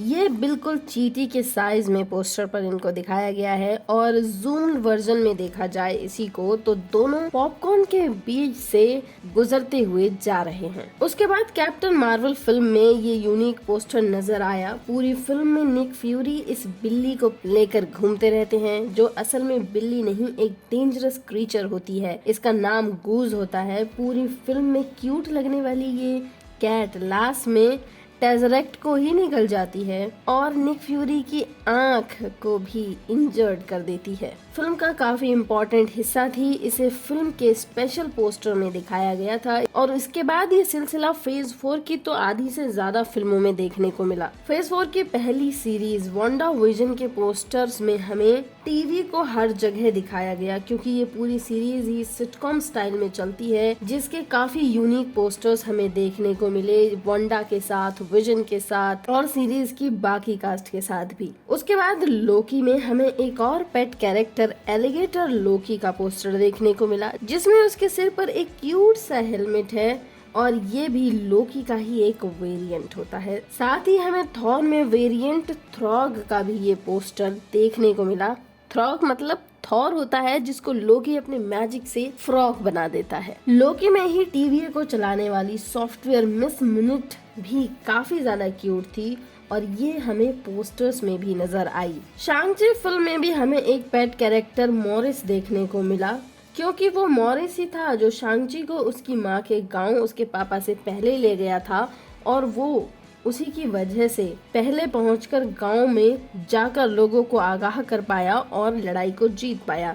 इसके अलावा शांग-ची में द ग्रेट प्रोटेक्टर का भी पोस्टर बना, जिसने एंड मोमेंट पर आकर शांग-ची को इविल क्रीचर से बचाया और गांव की रक्षा की। इन दोनों को बेस्ट एनिमेशन कैरेक्टर के लिए नॉमिनेशन भी मिला। हॉकाई सीरीज में हमें इस लकी द पिज्जा डॉग का यूनिक पोस्टर देखने को मिला, जो कि केट और क्लिंट को सड़क पर मिलता है। केट उसे द पिज्जा डॉग नाम देती है क्योंकि उसे पिज्जा बहुत पसंद होता है और बाद में वो लोग इसका नाम लकी रखते हैं। इसका कोई खास रोल तो नहीं था, पर हाँ ये बहुत ही प्यारा पेट होता है और कॉमिक्स में तो ये हमेशा ही हॉकाई के साथ रहता है। उसके बाद आई सीरीज मून नाइट में तो हमें इतने सारे यूनिक पोस्टर्स देखने को मिले और ये सिर्फ पोस्टर्स नहीं थे, बल्कि हर एक एपिसोड के लिए एक ईस्टर एग टाइप थे, जिनका हर एपिसोड में कुछ ना कुछ एक खास कनेक्शन, एक खास रोल था। सबसे पहले हमें ये मछली देखने को मिली जिसे स्टीवन अपने घर में रखता है, ये बेल्ट जिससे वो खुद को बांध कर सोता था,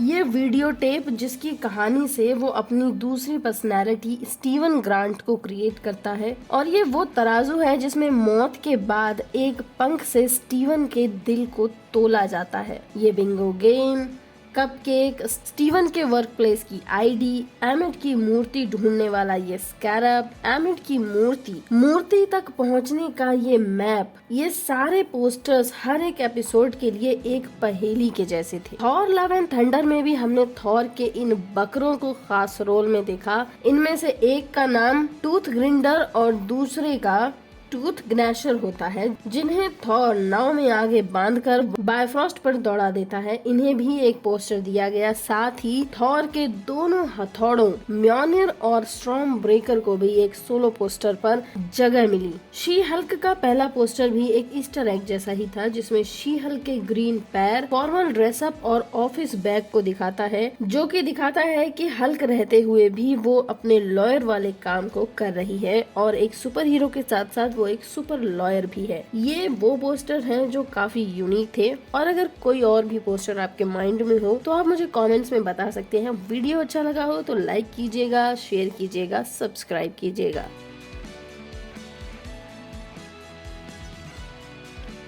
तो दोस्तों, जो लोग मार्वल की पिछली 1-2 मूवीज से थोड़ा सा नाखुश थे, उनके लिए मार्वल ने अब एक बहुत बड़ा सरप्राइज दे दिया है। सैन डिएगो कॉमिक-कॉन 2022 में मार्वल ने अपने फेज 6 तक की मूवीज को अनाउंस किया है, जो कि साल 2025 तक आएंगी। पहले बात कर लेते हैं मार्वल के बचे हुए फेज 4 की, जिसमें अब तक 3 चीजें ही आना बाकी रह गई हैं। पहली है ग्रूट की I am grout short series, जो कि 10 अगस्त को आने वाली है। इसका ट्रेलर भी मार्वल ने कॉमिक-कॉन के फर्स्ट डे ड्रॉप कर दिया था। फिर 17 अगस्त को आएगी सीरीज शी हल्क, जिसका सेकेंड ट्रेलर भी अब आ चुका है। और उसके बाद नवंबर में आएगी ब्लैक पैंथर वकांडा फॉरएवर। उसका ट्रेलर भी मार्वल रिलीज कर चुका है। और black panther Wakanda forever Marvel के फेज 4 की आखिरी फिल्म होगी। उसके बाद 2023 में शुरू होगा मार्वल का फेज 5, जिसमें पहली फिल्म आएगी Ant Man and the Wasp Quantumania, जो कि 17 फरवरी 2023 को रिलीज होगी। फिर 5 मई 2023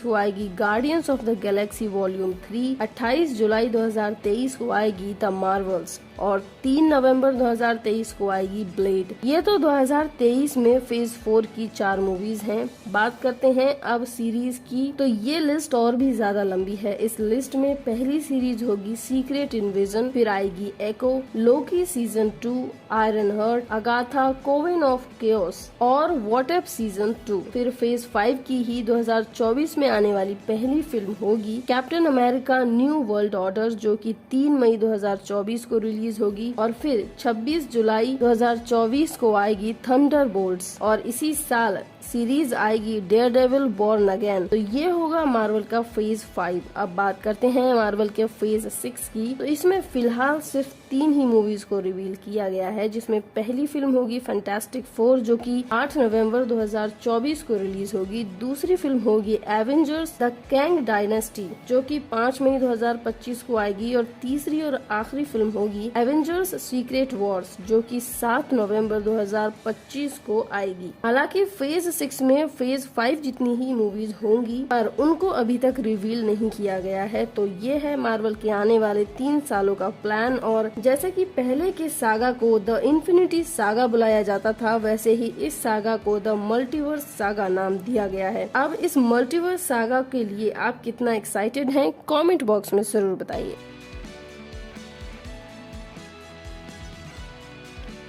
आजकल फिल्मों के बजट और उनके कलेक्शन दोनों पर ही बड़ा डिस्कशन होता है। फिल्मों को बेहतर बनाने के लिए भर भर के पैसा खर्च होता है, पर हर बार फिल्म इतना पैसा लगाने के बाद भी हिट नहीं होती। तो चलिए आज बात करते हैं दुनिया की सबसे महंगी फिल्मों के बारे में। ये कुछ रीसेंट फिल्में हैं जो कि साल 2005 के बाद की हैं। सबसे पहले दुनिया की 5 बड़ी फिल्मों के बारे में बात करते हैं। 5वें नंबर पर है 2007 में आई film Pirates of the Caribbean at World's End. इसका बजट था $300 मिलियन और इसकी कुल कमाई हुई $960 मिलियन। 5वें नंबर पर ही एक और फिल्म है डीसी की जस्टिस लीग। ये भी $300 मिलियन में ही बनी थी, जो कि 2017 में आई थी, और इसने $657.9 मिलियन की कमाई की। चौथे नंबर पर है मार्वल की एवेंजर्स इन्फिनिटी वॉर, जिसका बजट $325 मिलियन था और इसने $2.48 बिलियन की कमाई की। तीसरे नंबर पर ही है मार्वल्स की एवेंजर्स एंड गेम, जिसका बजट $356 मिलियन था और इसकी कमाई हुई $2.798 बिलियन में। अब आप सोच रहे होंगे कि अगर बजट के मामले में मार्वल की ये दोनों फिल्में भी नंबर 1 नहीं हैं, तो फिर कौन सी मूवी है जो नंबर 2 और नंबर 1 पर आती है? तो नंबर 2 पर भी मार्वल एवेंजर्स सीरीज की ही एक और फिल्म है एवेंजर्स एज ऑफ अल्ट्रॉन। इसका बजट था $365 मिलियन और इसने कमाई $1.403 बिलियन। और अब बात करते हैं सबसे महंगी फिल्म के बारे में, जो कि जॉनी डेप की फिल्म 2011 में आई थी, pirates of the Caribbean strangers tides. इस फिल्म का बजट $379 मिलियन था और इसने कमाए $1.46 बिलियन। ये तो हुई दुनिया की सबसे महंगी फिल्मों की बात, जो कि सारी अमेरिकन फिल्म्स हैं। अब बात करते हैं इंडियन फिल्म्स की कि कौन सी सबसे महंगी फिल्में हैं। तो नंबर 7 पर है 2017 में आई बाहुबली 2 यानी कि बाहुबली द कंक्लूजन। इसका बजट 250 करोड़ था और इसने 1810 करोड़ के आसपास की कमाई की और 250 करोड़ में ही बनी है रिसेंटली थिएटर्स में चल रही फिल्म पृथ्वीराज। अभी तक ये फिल्म एक वीक के अंदर ही 59 करोड़ की कमाई भी कर चुकी है। नंबर 6 पर है पिछले साल दिसंबर में रिलीज हुई फिल्म रणवीर सिंह की 83, जिसका बजट था 270 करोड़ पर फिल्म में सिर्फ 193 करोड़ ही कमाए। नंबर 5 पर है प्रभास की फिल्म राधे श्याम, जिसका बजट 300 करोड़ था पर फिल्म कमा पाई सिर्फ 150 करोड़। नंबर 4 पर है ठग्स ऑफ हिंदुस्तान, जो कि 310 करोड़ में बनी थी और 335 करोड़ कमाए इसने, पर फिल्म फिर भी कमर्शियली फेल ही रही। इसे पायरेट्स ऑफ द कैरेबियन की सस्ती कॉपी भी कहते हैं। नंबर 3 पर है प्रभास की फिल्म साहो, जिसका बजट 350 करोड़ था और इसका बॉक्स ऑफिस कलेक्शन 433 करोड़ बताया जाता है, पर फिर भी फिल्म सुपर फ्लॉप की कैटेगरी में शामिल थी। नंबर 2 पर है रोबोट 2.0, इसका बजट था 500 करोड़ और इसने लगभग 655 करोड़ की कमाई की। और नंबर 1 पर आती है रिसेंटली रिलीज हुई फिल्म RRR, जिसका बजट 550 करोड़ था पर इसने लगभग 1200 करोड़ की कमाई की। फिल्म कमर्शियली और क्रिटिकली दोनों तरीके से सुपर हिट रही। अब देखा जाए तो इन 7 फिल्मों में से 4 फिल्में फ्लॉप की कैटेगरी में हैं। 83, Radhe Shyam, Thugs of Hindustan, Saaho. Robot 2.0 ने ठीक ठाक ही परफॉर्म किया था और जिन 2 फिल्मों ने सक्सेस हासिल की और हिस्ट्री मेकर बनी वो दोनों ही फिल्में SS राजामौली की हैं, बाहुबली द कंक्लूजन और RRR। वहीं अगर बात करें हॉलीवुड की उन सभी बड़ी बजट की फिल्मों की तो वो कमाई के मामले में तो एकदम हिट रही और क्रिटिकली भी शायद 1-2 फिल्में ही उतनी अच्छी नहीं बताई गई, पर हाँ फिर भी वो इतनी अच्छी हैं कि उनके रीवॉच वैल्यू आज भी है। हमारे यहाँ फिल्मों का बजट फिल्म मेकिंग पर कम और स्टार्स की फीस में ज्यादा खर्च हो जाता है, जिसकी वजह से फिल्म के जरूरत वाले बजट को मैनेज करके चलना पड़ता है और फिल्म जैसी बननी चाहिए वैसी नहीं बन पाती। आपको बॉलीवुड की बिग बजट फिल्में फ्लॉप होने का सबसे बड़ा रीजन क्या लगता है? कमेंट्स में जरूर बताइए।